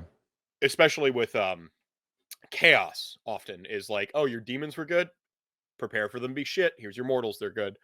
Unless you were, it was like rock, paper, scissors, except Zinch was mushrooms. And there were just, who knows what they were going to do with their shit. But pretty rhythmically, I always called it the pendulum, this was good this season or this GHB, it's going to be shit next, and Games Workshop had in my mind, problematic issue with overcorrective steering. They would always like over nerf things or it goes all the way back to evocators, right? Like it just they were already kind of like, oh, all right, beat by like a single screen of chaff, like just 5 direwolves could beat this thing, and then they just obliterated them. And this was just par for the course. Slaanesh got penalized for an entire army book, like, worth of overcorrective steering. Like, they were so... Well, I hate to let you know a secret, Meph, but arguably that never went away. Penalizing Slaanesh in many ways is still a great thing to do. Almost they got out of it for a little while with a broken skew list full of dumb naked archers, and that was the army that was very scary. And but all the rest of those units are garbage, and you don't need them. But just hordes of dumb naked archers, real good. Would you say to play Slaanesh is to really subject yourself to pain? I mean, in that way, yes. I've commented that it's one of the most meta armies they've ever created, because it is you have to be a masochist to want to collect and play Slaanesh. Yeah. Oh no, I still like, and I think that there's like yes, Dr. James Workshop PhD, whom I have met a number of occasions, by the way, if you didn't know. We've had conversations about how much he just personally hates Slaanesh. Like, sure. Like, I think the legitimate problem is that no one in the design studio really like understands and plays Slaanesh. Yeah. Well, and I think it's the same problem as my ogres. joke where I'm like, I asked James Workshop about ogres, and he's like, what are ogres? Do we still have ogres in the game? Do we sell that in AOS? Yeah. You mean the mercenary? Does anybody here play ogres on the team? No? Okay. And there's just like there's one ADHD person. I can say that because I have ADHD. Our interests are like a wheel, and they just kind of rotate. And it's the person in charge of death. It's just like one person with ADHD. Their interest rotates. It's why only one death army can ever be good at any given time. Is that still true? I hear it's Flesh Eater Courts right now. No, there was a time when many death armies were good. Super untrue. They broke the chain. Finally. Soulblight was really good at the same time that OBR was really good. Well, the OBR got a new is really good yet because I haven't played against them, but they seem good. OBR got a new book after being just not playing in 3rd ed. They weren't even playing the same edition as anybody. Well, it was even worse. 3rd edition stole their special rules and gave it to everybody. Oh yeah, it was. We call that getting ogred. Yeah. Getting ogred, getting Slaaneshed. You know. No. So they got ogred for a while there. And then Soulblight Gravelords had 1/4 of their book was really good, with like some pretty cool stuff you could kind of pull off with one other army in that book. So like, have I been gone so long? They finally made more than one death army good at any given time. Yeah, no, you have play too. Oh. Yeah. They're a nightmare. It's an utter nightmare to play against Soulblight. It's one of the worst. So you mean I can show up to a table tomorrow and just be somebody's nightmare, like I've always wanted to be, because I could. Yeah, it's better now than it was at launch, but it's still pretty terrible. Like, I walk over to my shelf and I'm like, do I feel like being spooky vampires, weird ass ghosts, or bone daddies today? And they're just, you know, do I want to be super shredder skeletons? You can choose anything but Night Haunt, and you're good. And then when somebody's like, you're a flavor of the month, and then when somebody's like, you're a flavor of the month death player, I just like gesture to my fucking Nagash tattoo.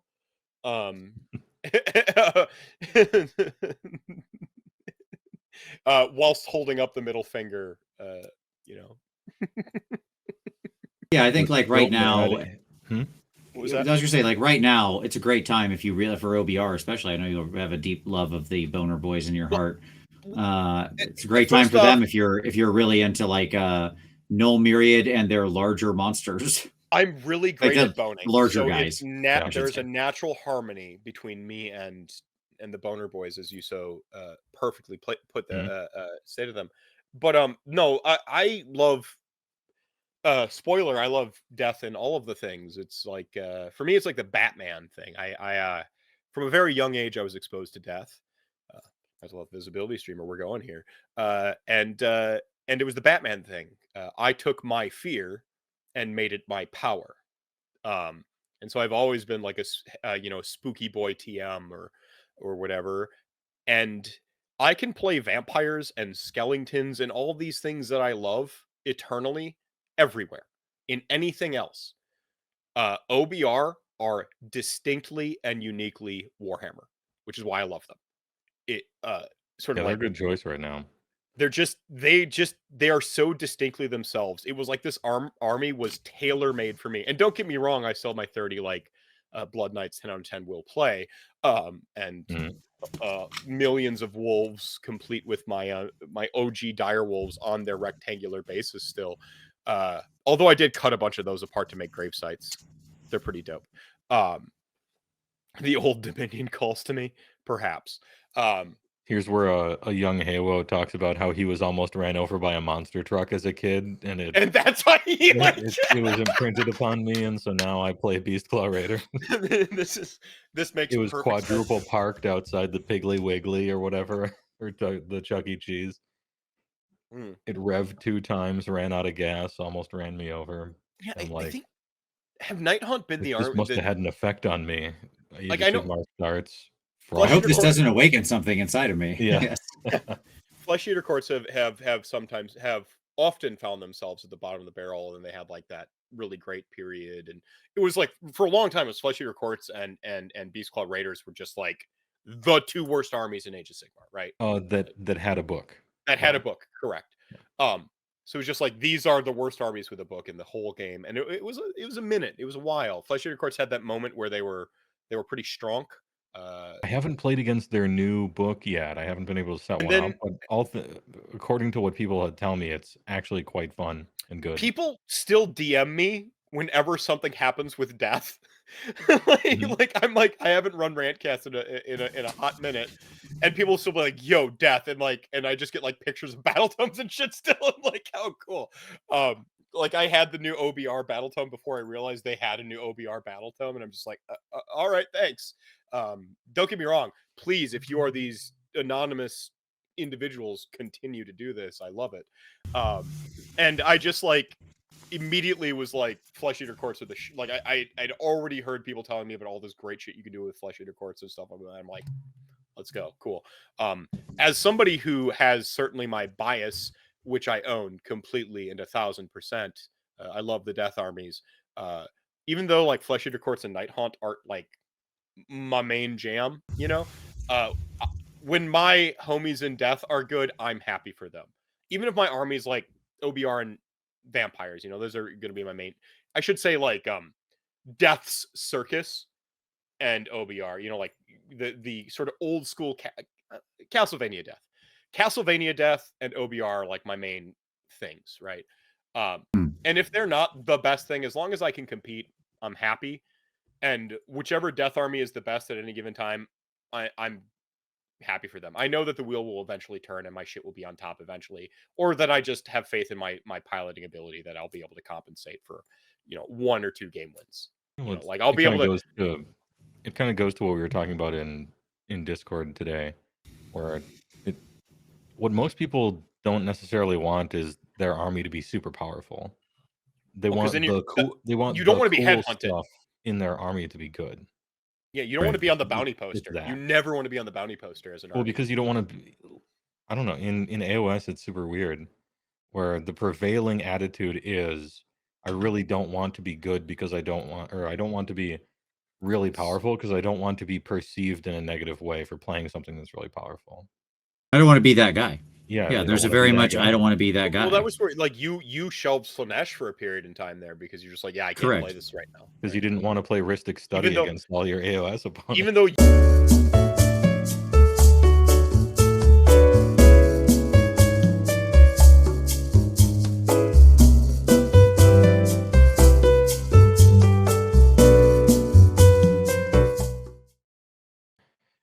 yeah, nope, I have stream crashed. Oh, did it? Oh shit. Oh wait, it's back. No, we're back. We're back, baby. We're so back. It's over. We're back. It's that meme. Exactly. But yeah, I have a Ristic Study in 1 commander deck. But I don't play it a lot in basically anything else. And even in that, I'm not sure if I like it because I play with essentially 2 groups of people. One is my old Star City Games like grinder guy Magic team. Sure. And when you play Ristic Study against them, one of 2 things happens. They either counter it or everyone at the table pays the 1 always. Right. And so it does nothing. It's the lightest stacks piece ever, I guess. At that point. Sure. And then you're literally just getting the tax effect out of it. That's you're getting the and I don't want the tax effect out of it. I want cards. Thank you very much. I want them cards. Yeah, exactly. I don't like playing stacks very much in Commander. If I wanted tax, I would just be playing a white deck. Yeah, I'd be playing Augustus 4 or whatever in my. Yeah, exactly. Yes. And then the other place I play Magic is at AOS events with random people who happen to be walking by on my Discord or whatever, and we do a little meetup for EDH, or like at the local card shop, I go in there to get the new cool version of some card, and then play some Commander. And against those people, no one ever pays the one, but they all hate you. Right. You're just a horrible person. Definitely about to win or whatever, And so it's like this card exists in two modes. One, it does actual nothing because I'm playing against grinders, or it draws me a bunch of cards, but then I become the monarch, and everyone is annoyed by me, and so everybody wants to kill you. Yeah. Speaking of which, you go into Adepticon this year, Heywoah? Draw 6 cards anyway. It's fine, Sure. You go into Adepticon this year? Yeah, I am. Okay. Well, this year definitely didn't get a hotel like I did last year. So we're gonna be living in some cave or something with Iron Man parts or whatever. But I'll be there. I signed up to the 3K event at Adepticon. They got a 3,000 point tournament there this year. Yes, they do. And I'm in because Beastclaw Raider is legitimately good at 3,000 points. It scales up. 3K is the way to play. It's fun. Yeah, at that point level, I can almost kill Gotrek sometimes. Did stream crash, or are we? It went down, and it did for a second, but it came back. We're good. We have a draft night we're setting up. So with we'll probably draft Murder, since I think that'll be the most current setup. Sure, so yeah, that's Karlov probably Manor. what we'll draft at that time. But chances are the dude will have a couple boxes and be like, which one do you want to draft with? And we'll just do whatever. He'll probably have a couple of the most recent sets. Mm-hmm. So like, and then there'll be some Commander going on too. So, hit it up. I'll hit you up with some deets. For sure. The drafts are always good. Love me some late night drafting. I will not be coming to Adepticon. Well, boo for you. I know you were really wondering. You're like, Mephisto's going to make it, right? I thought maybe this was your year. Yeah, this is my year. I was going to come back. Yeah, no, I I just too much going on. I'm thinking no big deal. Holy Adepticon happens every single year. I know it does. It's true. You'll be there. I'm thinking a holy event might be the one that I get back to. Absolutely. We need to get you boys back to a holy event. I went out making the most epic display board in the history of mankind. Okay, not really. I'm talking to fucking Vince Venturella. Yeah. And I know Trunzo exists. Exactly. Yeah, mine are at best average compared when a man named Adam Trunzo exists. Okay. Yeah. No, people go hard. I actually had a Trunzo board in my possession for like a year because when Christian Ware moved to Australia, he's like, hang on to this. I'm like, oh yeah, Trunzo board. But I did get to like osmose some greatness from it. And we're talking like I'm doing like a whole snowy blood ball type thing. I'm hollowing out some styrofoam to put fucking speakers in it. So like it plays ominous Castlevania music. And it's this like whole like Vampire Masquerade ball thing. And then I also have an upside down pyramid board I've been working on for my OBR. Forbidden Power, sure. Yeah, so when I come back, it's like I'm like I have to bring this display board to an event that will appreciate me. I mean, unbelievable. I mean, any event appreciates. I know that's one of the things I that's one of the things I've always loved about Age of Sigmar over other things. And whilst being on my hiatus, whilst doing all these other things, I've always said that like I have this many rungs on my nerd ladder. I'm an omni nerd. I love everything. I've often said RPGs are like my top rung, but I have an AOS podcast on an RPG podcast, right? That's always been the line I've went to. And it's because I maintain that the Age of Sigmar community is like the best community I've ever been a part of. It's the reason it was so hard to stop doing my podcast, even though I had felt the everything else falling apart around it. And I'm like, I have to keep, like, I'm not going to game. It felt dishonest to me to keep talking about tournament stuff, because I'm one of those people you come to for practical play advice and stuff like that. And I'm one, I'm an intellectual.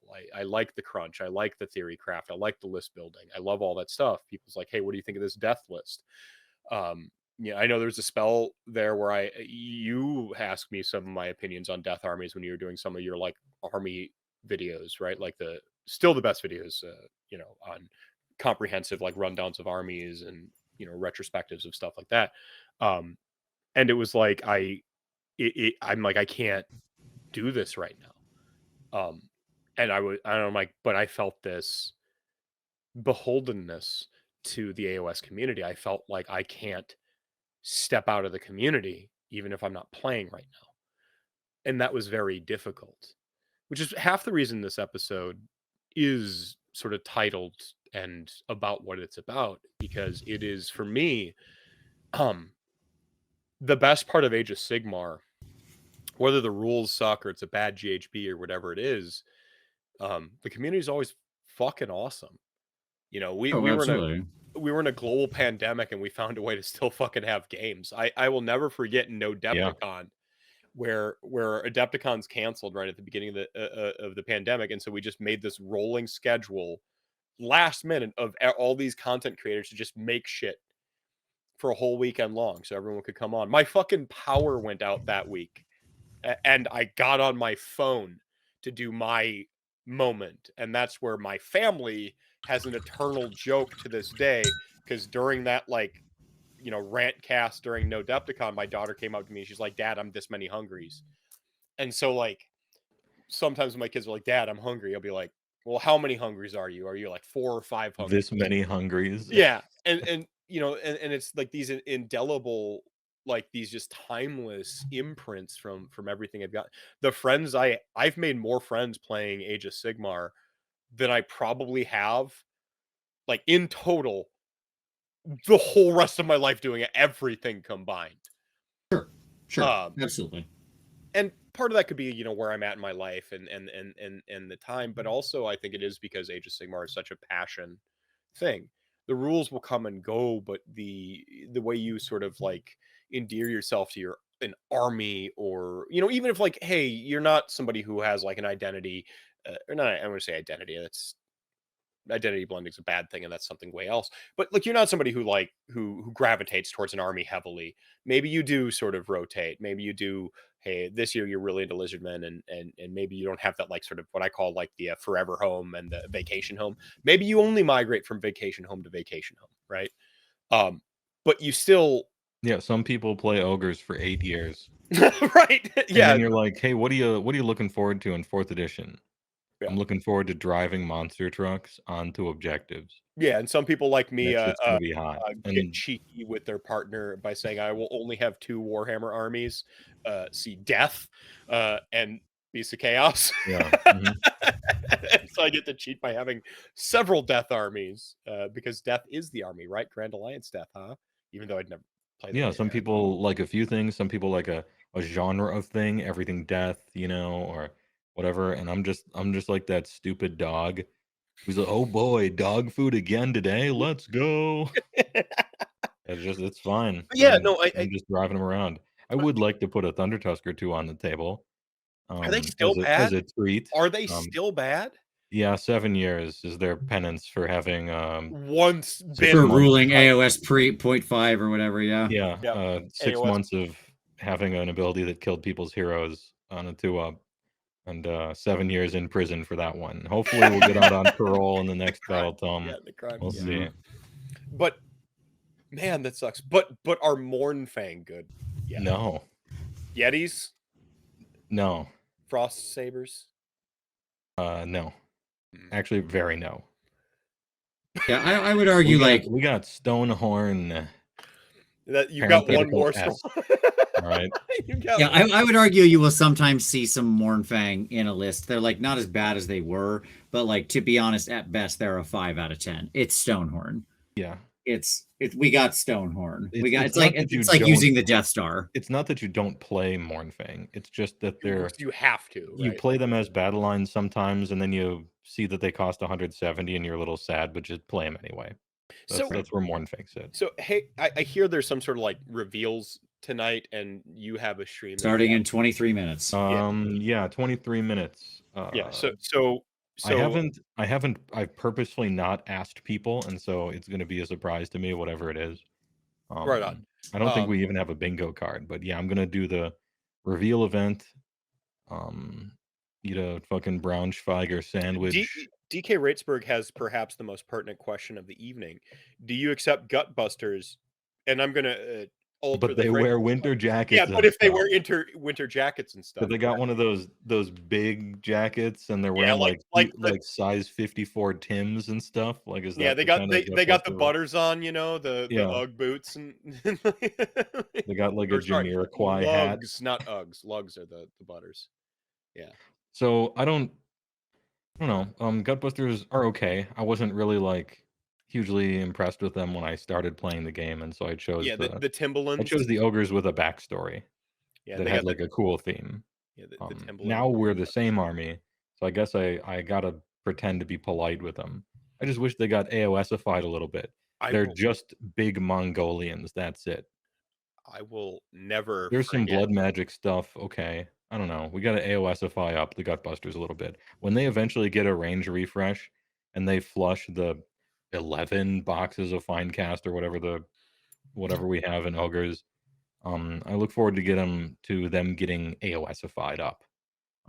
Speaking of maybe AOSified everybody gets the Everwinter, and my side, becomes the thing. I don't know. Maybe a new. I'm just saying, you get in line, buddy. You get in line. I'm so happy. Behind Skaven easily, but they're coming in 4th edition. Right. VOC also. That's a rough one, kid. But I play ogres, so no, we're fine over here on VOC.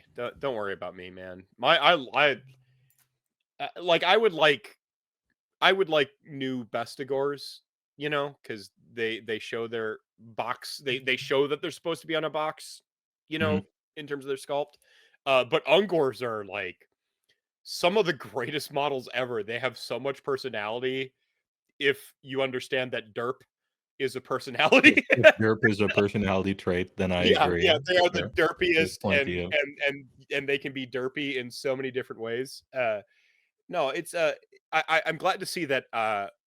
When I swear, if they give IDK another Underworld's warband with a fucking frog or a sea lion in it, or some stupid corporal meme fish friend. Oh man, I'm so happy that I stepped away from AOS for about a year, and they finally listened to me with Flesh Eater Courts by making them look like they have parts of their delusion with them, Yeah, that was my complaint as well. I wanted to see more of the delusion. I still do, actually, especially for the ghoulies. Just do a little more of that. Have them actually look like they were, whatever.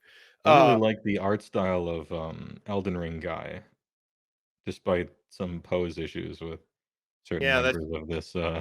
I busted out my Dremel tool on some minis, literally a couple weeks ago. No. So I was dremeling some stuff.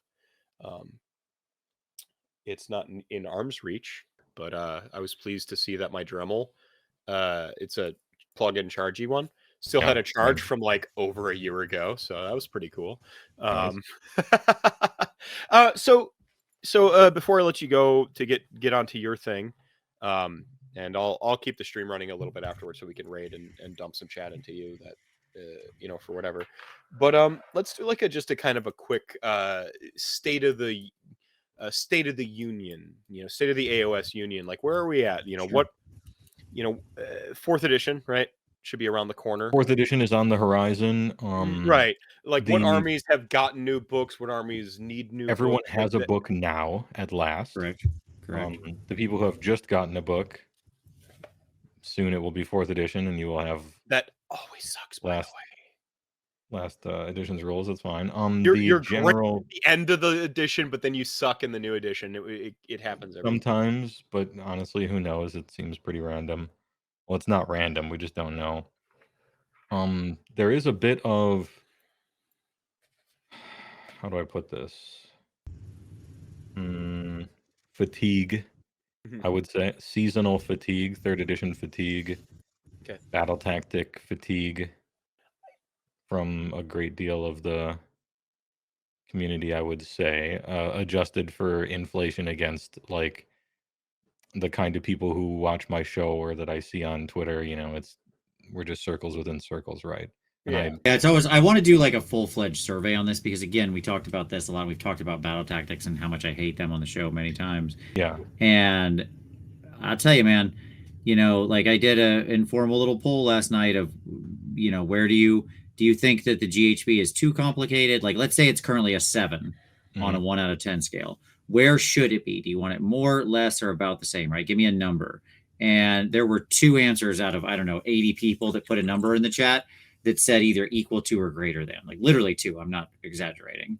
The other 78 people had a number that was less than, between 1 and 6.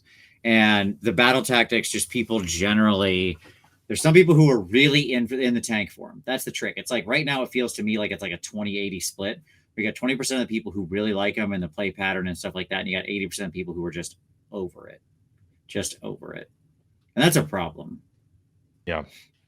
I hear a lot of people that, you know, terrain rules where the meme is nobody uses them because it's just annoying to roll a die and look on a table for a rule that won't matter 8 times for every piece of thing on the table, you know? And so most people just don't. I've been hearing that more and more for the entirety of the battle tactics system. It's like we play 3rd edition, we just don't play with battle tactics. They're annoying. Yep. And the most common complaint besides they're annoying is like, I don't like turn 3, 4, and 5. We're both just opening our book and trying to find anything we can possibly do. What can we do? What can we do? The game ceases. Like it pulls the handbrake and the game just stops. And then me and my opponent are just, I'm talking from somebody else's perspective here, but they're like, me and my opponent are just kind of looking through all the battle tactics that we could possibly do. It's like, what could we even possibly do? And they just like talk about it. And like, we don't, that's annoying. Don't like it. So it's also been the main balance method, which just to me is nothing. Like it doesn't change my play experience with the army. That's and I mean, it's a really, really strong knob to turn. Like they see instant results from it. I mean, you look at the win percent numbers for whatever that's worth. Take the 3 worst armies, give them 2 free points a game. Oh, look, they're 16% better. Like you see immediate results, but like, is it that much more fun? This is my argument. It doesn't affect fun at all. Now, I would argue, you know, Meph, when you were talking about the state of the game, that the core fundamentals of 3.0 are still the strongest they've ever done. Yeah, for sure. I don't want to make it seem like it's all negative here. It is not. I will say, like, I wasn't like the hugest fan of 3.0 for whatever reason. Like, it was fine, but I felt like you call it flaws as features. I call it sharp edges. Like I like my design to have some sharp edges to it. Like, I liked it when sub-factions were humongous and had a million extra bonus rules and stuff. I liked the battle tomes having more stuff in them. It's much more convenient to play in certain ways because you don't have to hero babysit. Right. Every unit is just a hero now in the game. Like the game used to be protect your hero next to the unit so that you can inspire presence. So it was kind of like half of the game. See, I and felt now every like unit just does that, right? And so you don't have to do that. So that's, I don't know if that's even a good thing, but it's a quality of life thing for sure. See, I had felt that 3.0 shaved down too many of its sharp edges. A bit. And it was like there was nothing to like prick your fingers on, and you know, battle tomes are a bit flat. Yeah, they took a lot of the excitement out of battle tomes with some homogeneity, and there was just They some did a stuff lot where, of like, here's a table of 6 things, so we're gonna get rid of 3 of them, and now the new battle tome has 3 things, but it's still only one good choice. yeah, it's only one good artifact, and now it's like, well, at least give me the So, wacky yeah. garbage thing that like the snowballs chance in hell to something really absurd. No, just do a better job. Like, Sure. just No, but I make still them want the all wacky thing. I still want the useful. wacky thing. I don't know. I don't want it's just numbers her. Sorry. Everyone gets their +1 to hit. Everyone gets their +1 to I don't want that. I That hate being that. said, overwhelming charge is a thing in ogres now, and that shit is fire. It's so good. You are a monster truck. It allows you to drive over your opponent and crush them. As well it should be, yes. And so that was a huge upgrade. Everything else in the book, not so much, but that thing was sick. So give me some hopium copium for 4th ed. Like, when do we expect it? I mean, I don't think anyone's This going summer, to June, July. Yeah. Yeah. I mean, they've traditionally released it, the new edition. So give me. They will either announce it in 13 minutes, yeah, or in 2 months. LLV, one of my oldest friends in AOS, LLV, and Tomb Dad. Here he is. I remember hanging out on forums with these two. Yeah, OG really. So hit me with some hopium copium for 4th ed real quick. We handled our State of the Union real quick. I think that they've learned a lot over the course of this. They're not going to put anybody in a video at the launch of 4th edition saying these rules are completely watertight. You just don't do that. You just don't do that. You're setting yourself up to just get shot at, right? Like, and as much as we complain about all the seasons, it was very clear to me with especially, I don't know, even the first one, I'm like, these are beta testing 4th ed rules. Right. That's what they are. I expect a lot of quality of life improvements, like you mentioned. I think stuff like the coherency rules and the 2-rank fighting, probably. Fighting 2 ranks, yeah. Can we finally get the coherency rules as they should have always been? Not quite. We had it for half a second. We had it for half a second in 3rd edition, and they errated it to be worse. Like, we're crawling towards the apocalypse. We're almost there. Okay, all right. Now all they need to do is get rid of Holy Within from the entire game, and then I'll be happy. You could just you don't need both. You can just you either have coherency or Holy Within. They're both solving the same problem. Holy Within's more annoying. You're doubling up. Side of thing. You don't need a seatbelt and an airbag. Take it from me. In Minecraft, I guess. This metaphor isn't as good. This metaphor is not all right. Wear your seatbelt, folks. Did we handle the hopium copium before we move on to the finals? Yeah, it's going to be great. They're moving in a good direction. They're clearly they found a way to live beta test the entire game. 5 times with seasons? Yeah, and I'll give you the real reason I have a lot of hope. One, Matt Rose is a great sort of director of AOS. He's been an absolute boon to the system overall. I think a lot of positive changes have been driven by him. I agree. He's a very smart guy. He comes out of another industry. He makes decisions based on a lot of data. He's brought a data-minded mindset to the directional challenges. You don't see overswings and overcompensations anymore. Yeah. And so that's number one. Number two, they actually hired a formal developer, like a development position. Like, oh, really? Designers and developers, they finally have something. They actually have a formal developer. That every other game company has. In the history of the universe is understood in the design pipeline. That you have developers and designers. Not just game companies. Everybody who makes products understands that you have designers and testers. Yeah. QA. Yeah. And those need to be 2 separate roles.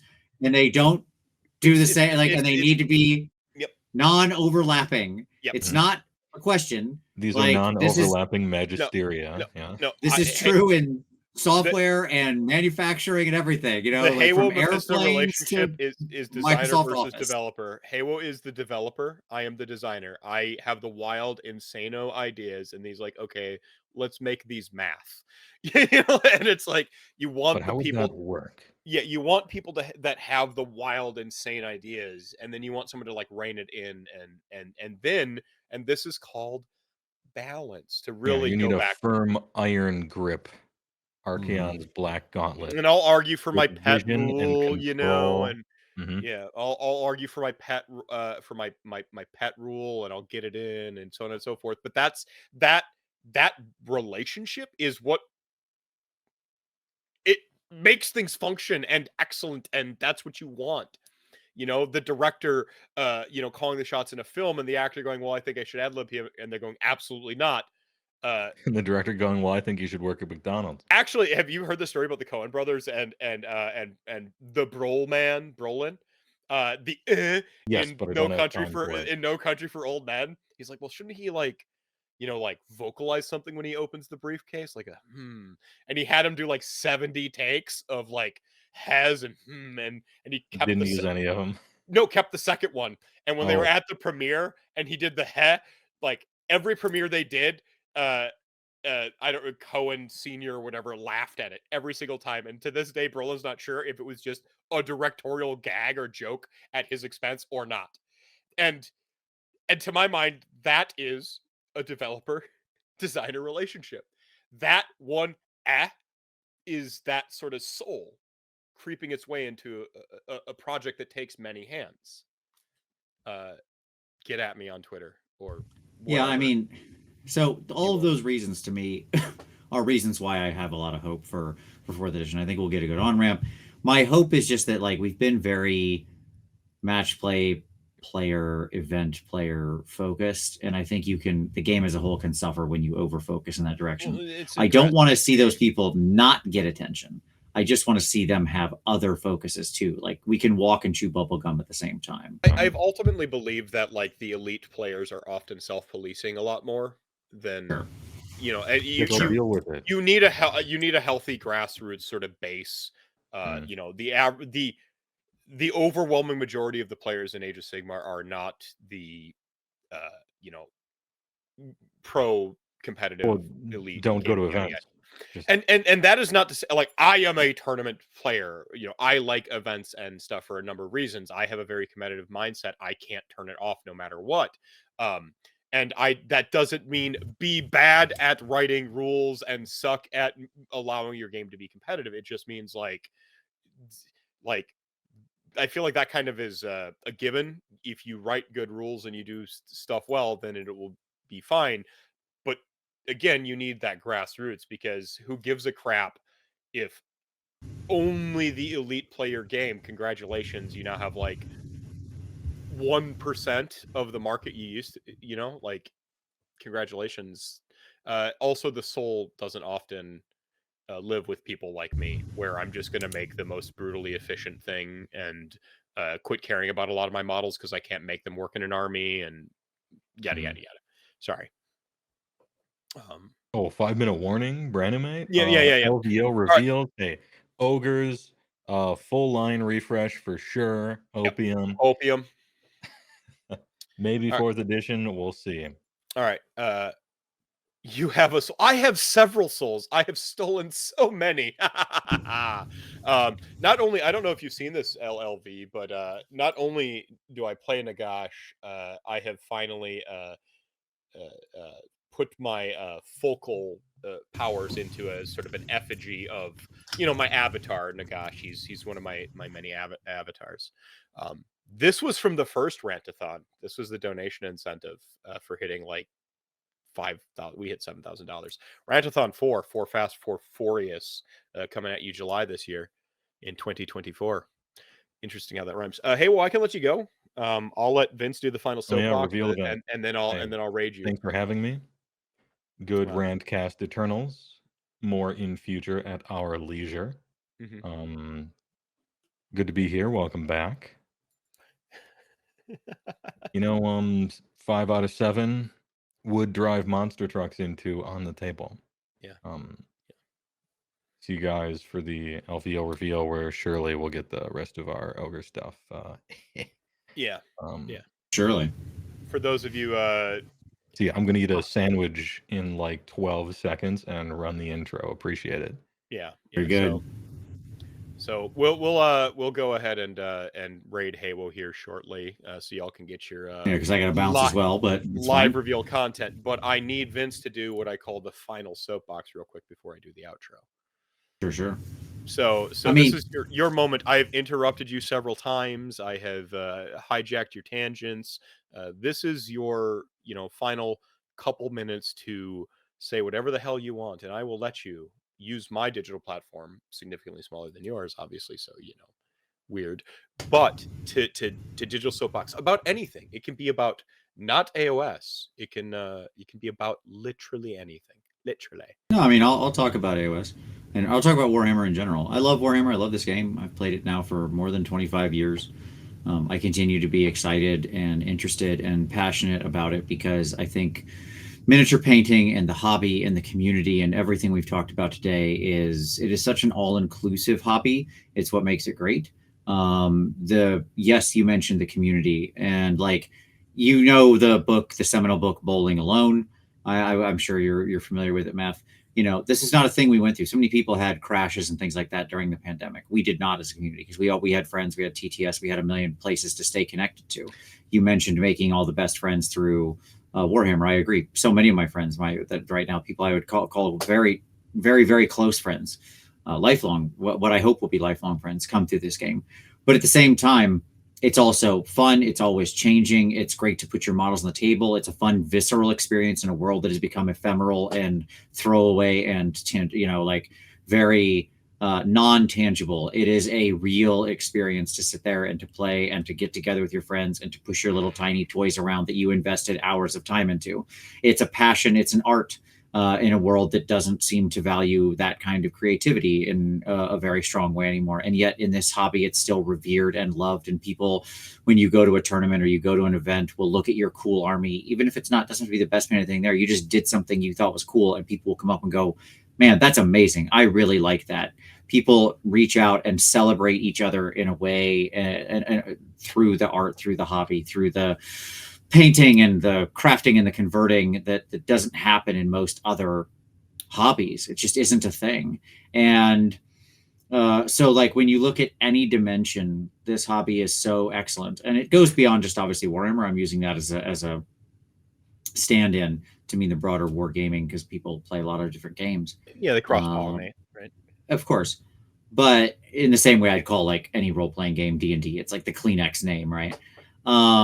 This hobby is so strong, and that's why I year after year after year think right now we live in the golden age.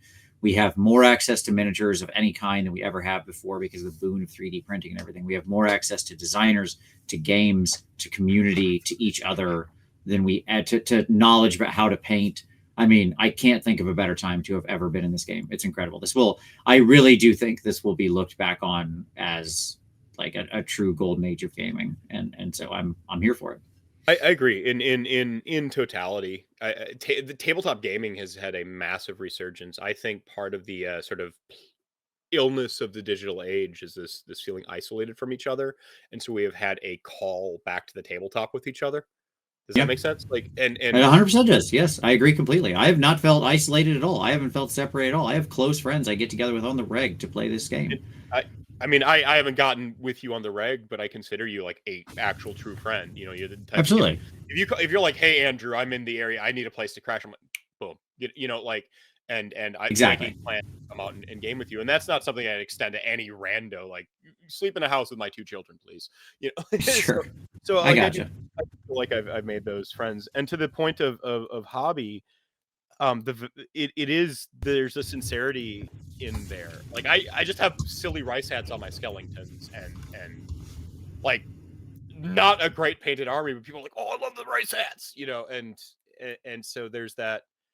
I don't know, there's just such a camaraderie in this community and in this game that you can go away for 1 year fixing it doesn't matter. Meph, we wouldn't miss a beat. If I didn't I would like to talk to you more, obviously, but the reality is it doesn't matter because we found each other in this ridiculous game and connected. Like the first time we talked about riffs and magic and any of the old school and everything that we connected on, and it was the same thing. You, I, Heywoah, like the three of us are so simpatico on so many things. I was like, well, these dudes are cool and these dudes are my friends, and that's it, right? And now like that, you're in the thing, you're in the club, and it doesn't get broken or sundered, right? And that's what's amazing about it. Right on. So that was an excellent final soapbox. Chat gang, you know what's happening here. You are the show within the show, the reason I do this thing. I will see you next time. Gonna bring RantCast down to probably about twice a month now. Gives people an opportunity to catch up on my several hours long episodes. And we are going to go ahead and raid Heywoah here, who is LVOing. He's got his bingo card up right now, I can see, which is always a fun time. So thank you all so much for hanging out with us, Vince. Thank you, man. Of course. Thank you so much. And remember, Rantathon 4 Fast, 4 Furious coming up July. Start doing raising money for Take This again. And oh boy, do I have the anecdotes regarding mental health. So remember, take care of yourself, take care of each other, be excellent. And we'll see you soon, everybody.